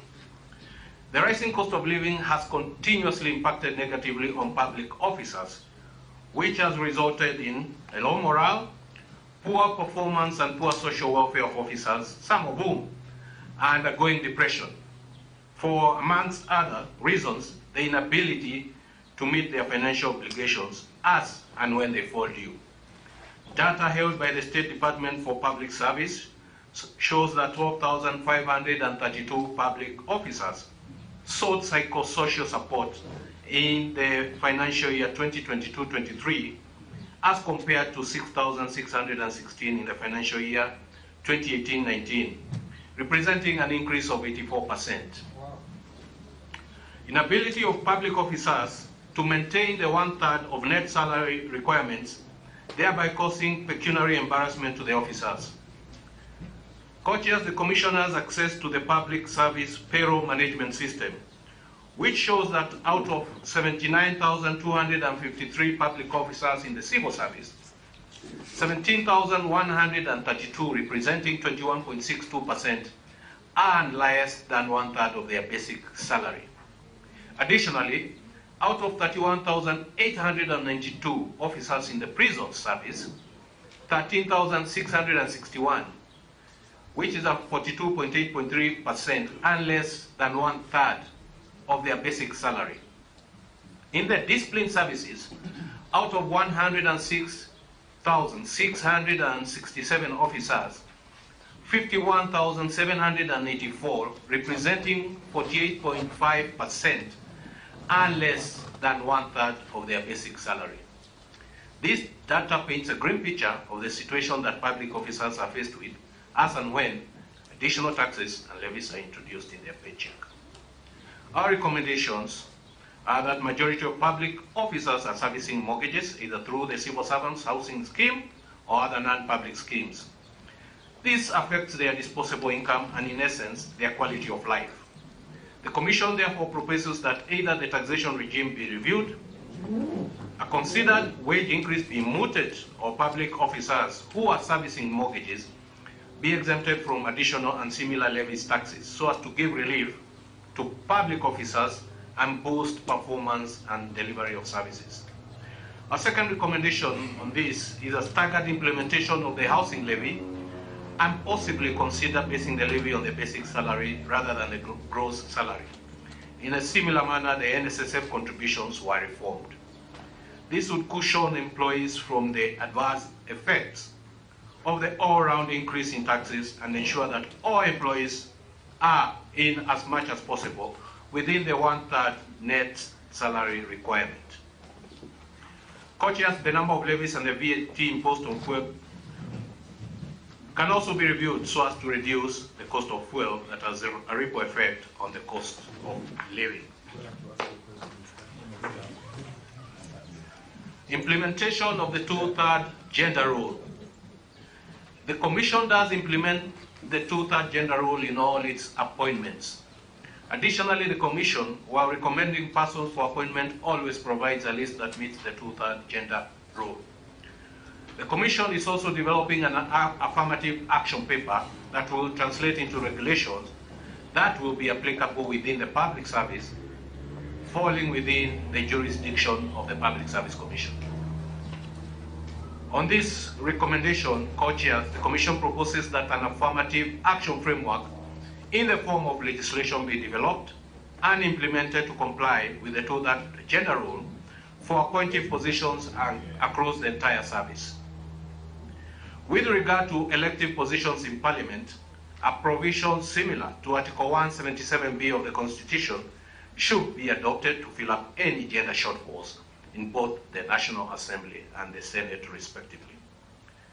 On governance issues, including promoting national unity and inclusivity in public appointments, the Commission does observe the provisions of Article 10 and 232 of the Constitution while appointing or recommending persons for appointment to positions in the public service. Recommendation on this: it is our view as a Commission that there are adequate constitutional and statutory safeguards that provide for inclusivity. The conversation that the country should therefore be having is on how to ensure compliance by all appointing authorities. There is therefore need for parliamentary oversight through receipt of an annual recruitment report that is in the nature of a human resource audit report for all appointing authorities. This would enable Parliament to impose such sanctions for non-compliance with the constitutional and statutory provisions on inclusivity. In conclusion, Honourable Chairs, Co-Chairs, the Commission supports the national dialogue and hopes that the results of the dialogue will improve the welfare of public officers, leading to an efficient and effective public service that delivers services to the citizens of Kenya as expected. Thank you for listening. To the Public Service Commission, I beg to submit. Thank you, Commissioner Mushiri and your legal director. Maybe just a quick one from me. You have enumerated data on the public servants, and you actually contend that a number of them are earning below 1/3 of their basic salary as their take home. And you are proposing either a review of the tax regime or a considered wage increase to be mooted. From where you sit as the chair of the Public Service Commission, how would we be able to strike a balance between increments of wages, especially for public officers, and what has been seen as a bloated civil service, both at the national government level and at the county government level. How can we increase the earnings of public servants, and also deal with what is politically a hot potato, like having to rationalize the staff establishment at all levels of government? Okay. Can I go? Ambassador Wachiri. Yes, sir. Thank you for the work you're trying to do with Public Service Commission. I'll ask you a subjective question. How independent is the Public Service Commission? Your recent appointment of so many vice chancellors, for example, where the commission was given a list and told to abide by it, doesn't that embarrass you? And do you render correct advice to the appointing authorities? Number two, how often do you make a report to Parliament on the very critical issue of inclusivity? Again, I refer you to the recent recruitment at the Kenya Revenue Authority, where clearly you're saying there's sufficient safeguards in law, and indeed there are, and you say the conversation we should be having is whether there's compliance. Some of these are embarrassing. We want a nation where every Kenyan belongs. The recent conversation we've had in the country is whether there are Kenyans or Kenya comprises a community of stakeholders and non-stakeholders, and although all of them pay heavily when it comes to the levies. Then thirdly, that a lot of your public officers are having negative pay slips, particularly the police force. Wanaongezwa pesa 4,000 kwa upande moja, kwa njia moja, na ingine inapotea, and they are actually negative. No wonder that a lot of them have gone for counseling. Therefore, this issue, and I thank you for this very clear presentation. You're calling a spade a spade. We have a problem. And you're even recommending that we don't implement the housing levy immediately. We need to do something about it.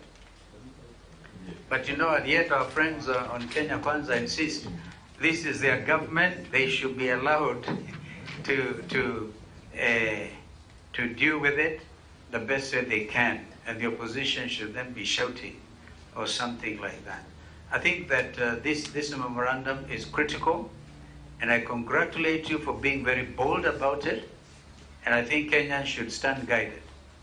Thank you, Opium. Thank you. Very, very briefly, as usual. I just want to understand from where you sit, Ambassador Mshiri, because the lingering question of imbalances in employment, both in terms of geographical areas, ethnicity, and so on.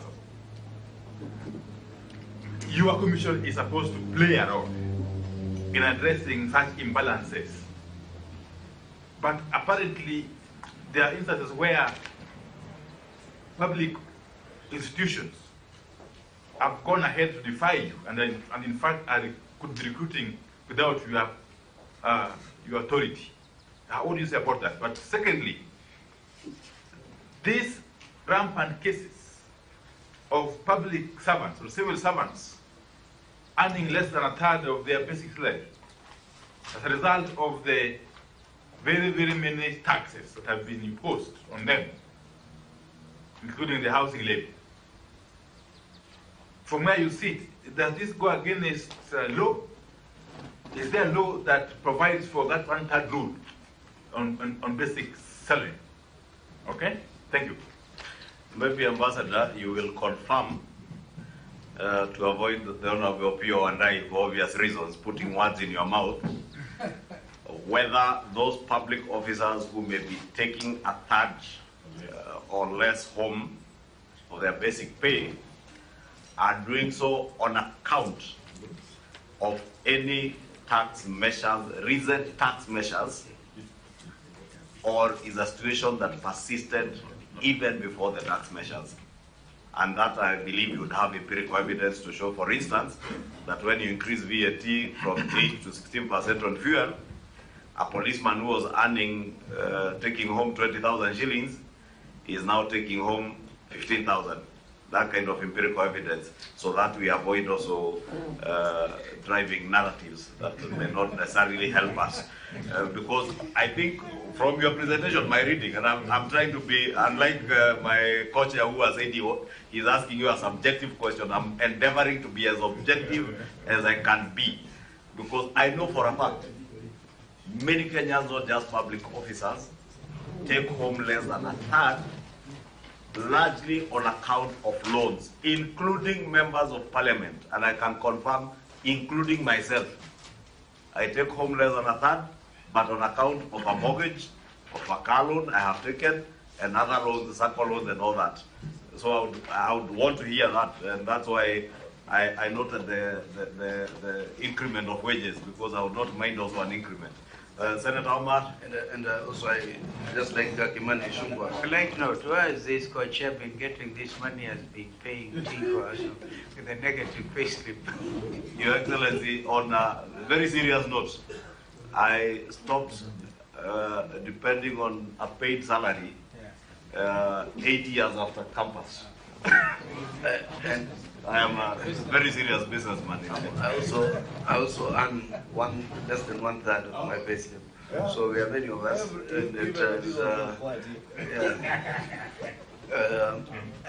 and for me it's for me I just want to make two observations, two quick interventions. One, which I think, building on what Kimani, Co-Chair Kimani said, there is no impression that should be created whatsoever that we are fearful or lethargic as Kenya Kwanza to any candid report by government in terms of helping us to improve on our mandate and in operations of government. In fact, that's why you are independent commissions. As an auditor on human resource, there's an auditor on human rights, there's an auditor on financing. All these reports, harsh as they might seem, help the governance process. So we want to listen. An impression was created in the previous sitting that we were not for discussing the cost of living. In fact, we admitted the cost of living debate even when it was not agreed upon earlier by the two principals as one of the issues that we need to discuss here. So we are here to dialogue, and that's why we are seated here from dawn to dusk. Number two, I get another comment. I don't know when you understand Jackie. Jackie was my college mate. When you understand the Constitution holistically, and I keep saying this, there is a way in which you must look for resources to fund social justice. Social justice is an extremely radical preposition to make those who are worse off better off, because before those who are better off become well off, not just for those who are better off to become better off and better off and better off. So to impose a 1% or 1.5% tax levy to build houses for those most vulnerable, to actually implement programs around universal health care under Article 43 is part of the requirement of social justice. That those who are well off, kidogo, uko na kidogo zaidi, to help those who are worse off, wale ambao hawana kabisa, before you also become better off with them. That's the whole idea. So that's the context also I wanted to you as you navigate your public service, to understand where sometimes would you look for the limited resources to fund these programs of dignity. Any other? Yes. You know you are Omar's compatriot. Yes, my good friend. Today is very brave. Just as you left, I saw you had said the media that we are selling mail. No. It was here yesterday. Yes, we were actually on the cost of living issue. So allow you, yes. Ignore Omar, just go straight to your questions. And Omogeni to close for us. I'll start on the cost of living issue. I think what Senator Omar is referring to I was in Trans Nzoia yesterday, and the farmers are very, very worried. Eugene, we said what we say in rallies, including what I said in Kericho yesterday. We leave them in rallies. Omar, I will protect Eugene from those interruptions. Thank you very, very much. So, the cost of living issue is one of the top issues in this dialogue, and the issue of electoral justice. Looking at your presentation, may I say you have greatly enriched our dialogue. When we started, actually, some of these areas like cost of living were no-go zones, opening of servers were no-go zones, but we're getting ideas, better and better ideas, so that by the close of our public hearings tomorrow, this committee will be better off to make recommendations. So I just want to thank you very, very much. Your colleagues from Kipra were here, and they had told us, I think it was on page 2 of their presentation, a very sobering reality. And I agree with Omar that it's very good that the independent commission should be able to advise independently, objectively, whether it's good news for government or not. And they have said that while the minimum wage increased by 12% in 2022, essential goods and services rose by 22%. They're making ends meet for many Kenyans, and Kenyan with our payslip is an endangered species. I'm happy that you have addressed some of the issues, like the issue of the housing levy. At first we heard it was on the basic, then we heard it was gross. So it's one area that every Kenyan with a payslip is feeling the heat. The other issue that you have, that will greatly enrich our recommendations is the issue of the levies and taxes. I promised Senator Omar I will not repeat all the 16 levies because there are quite a number on fuel, about 16. When you go to the tokens, electricity, there are about 8. And all this is taking away the little disposable income from every family. They're feeling the pinch. Therefore, your recommendation that we can actually review this tax regime is a very, very solid recommendation. I want to thank you for that. And lastly, I think I'll leave it at that because of time. And I just thank you for your very, very solid recommendation. Thank you. Yes, first, Commissioner, Chairman Mushiri, I think we are one of the most patriotic Kenyans because your paper is very candid and you have presented the situation as it is. Really, these are big kudos to you. And I just want to understand, as a key stakeholder, you know the issues you are saying, border on national security. They are serious issues. It worries when I read that in the disciplined forces, out of 106,000 officers, 51.7% earn less than a third of their basic salary. And that includes even officers serving in prison. I mean, that is something that any government cannot ignore.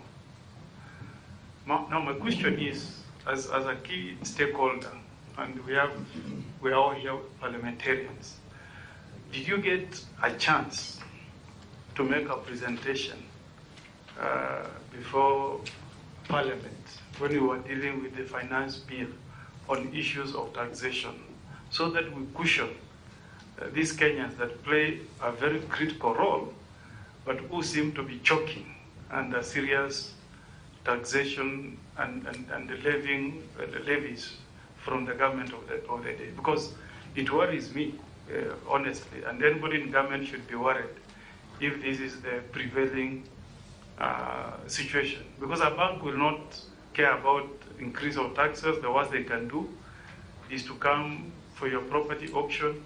We have had cases of officers in the disciplined forces committing suicide. You know? So did you ever make such a presentation to Parliament when we were considering the finance bills? Number two, you play a critical role in promoting values and principles under Article 10 of the Constitution. And I'm also from one of the marginalized, so-called marginalized communities. I don't repeat the question on care that the former Vice President has asked, but I want to ask a specific question. This issue around national unity, inclusivity. When you make proposal for appointment of some of the key state officers, like principal secretaries, do you take into account the need to ensure that all the 43 tribes are represented? Because out of the 56 principal secretaries, for example, we had people from Mount Elgon, Sabwat, they say they are not represented.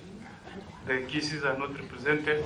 You know, we have communities that have over 16 representation in principal secretaries. So is it that your recommendations are ignored, or you are the one, it's the commission that is breaching the national values under Article 10? Because we're having a conversation, we want to get a solution. Is the blame on PSC when you do interviews, do ranking, or the problem is with the appointing authority? Thank you. Chungwa. Thank you. I'm trying to. Yes, Aaron. Thank you, Chair. I have one question and a comment. I must appreciate, I had earlier, I think it was His Excellency who asked a question, how independent the Commission is.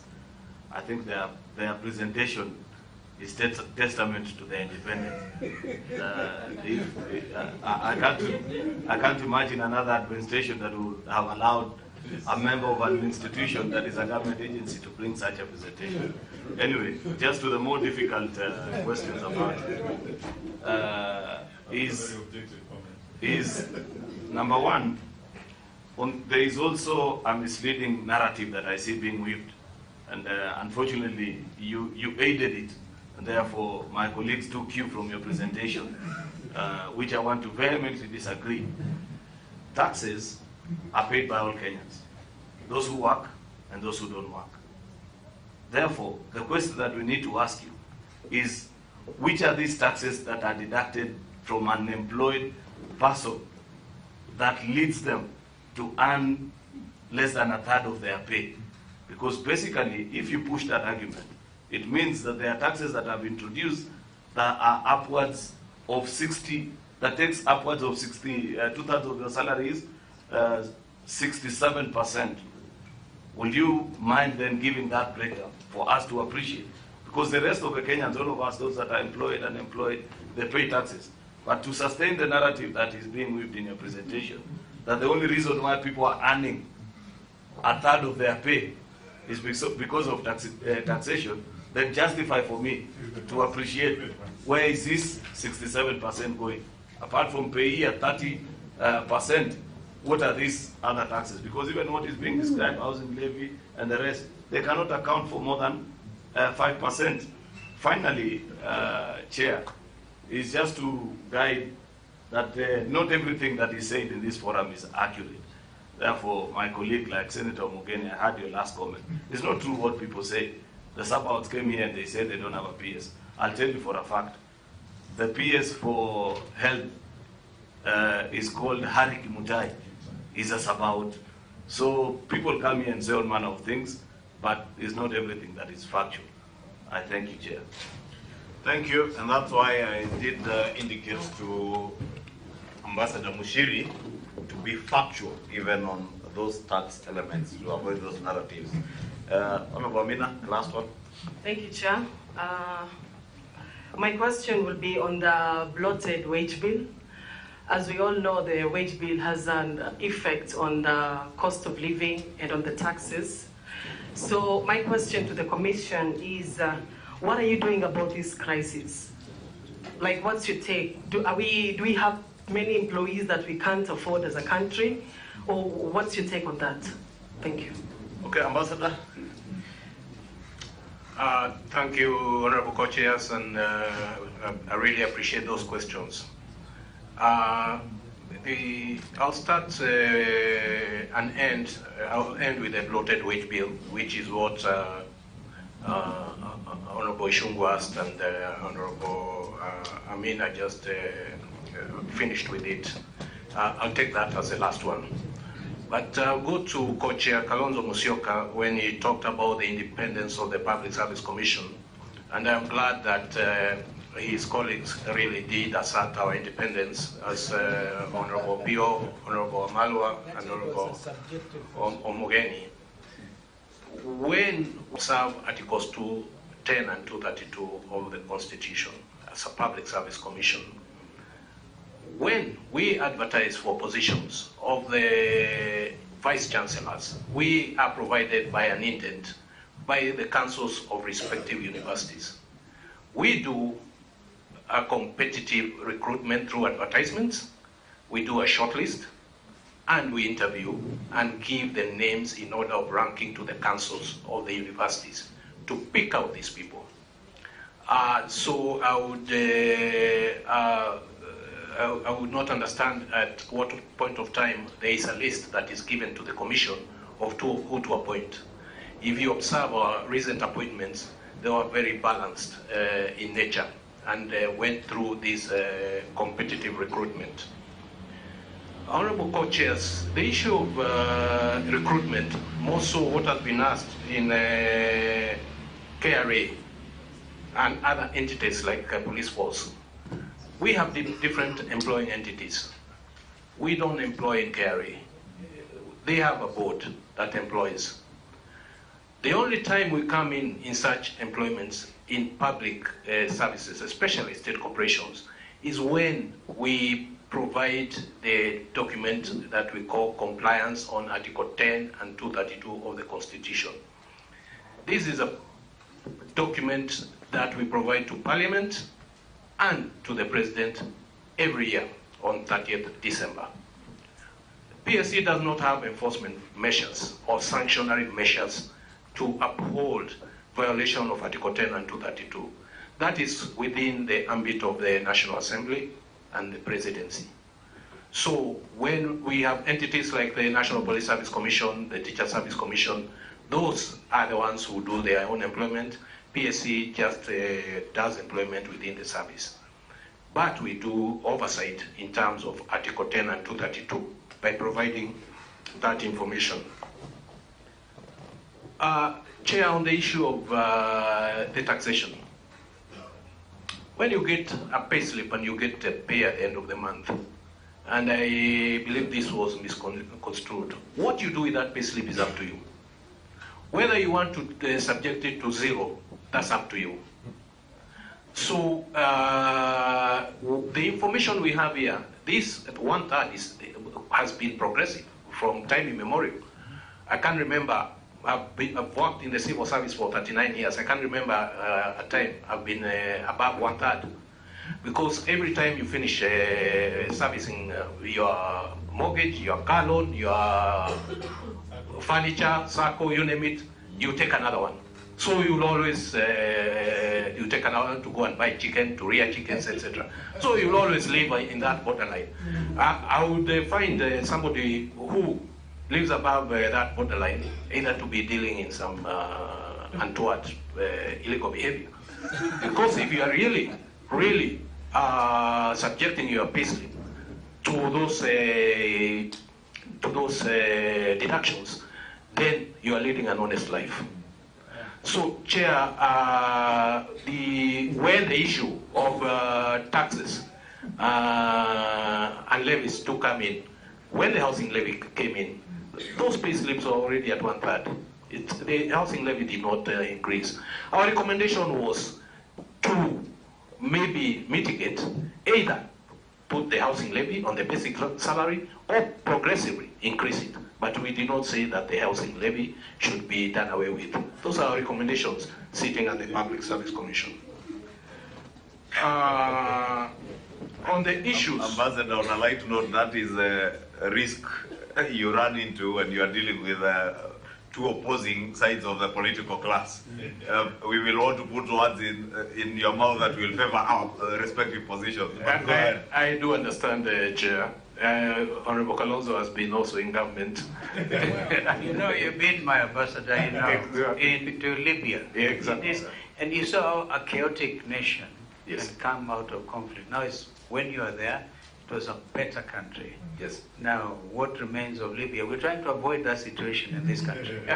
And you, Ambassador Muchiri, know, you know the importance of that. I hear you, Honorable Kalonzo.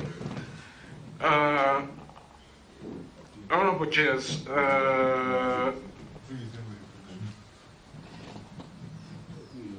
I think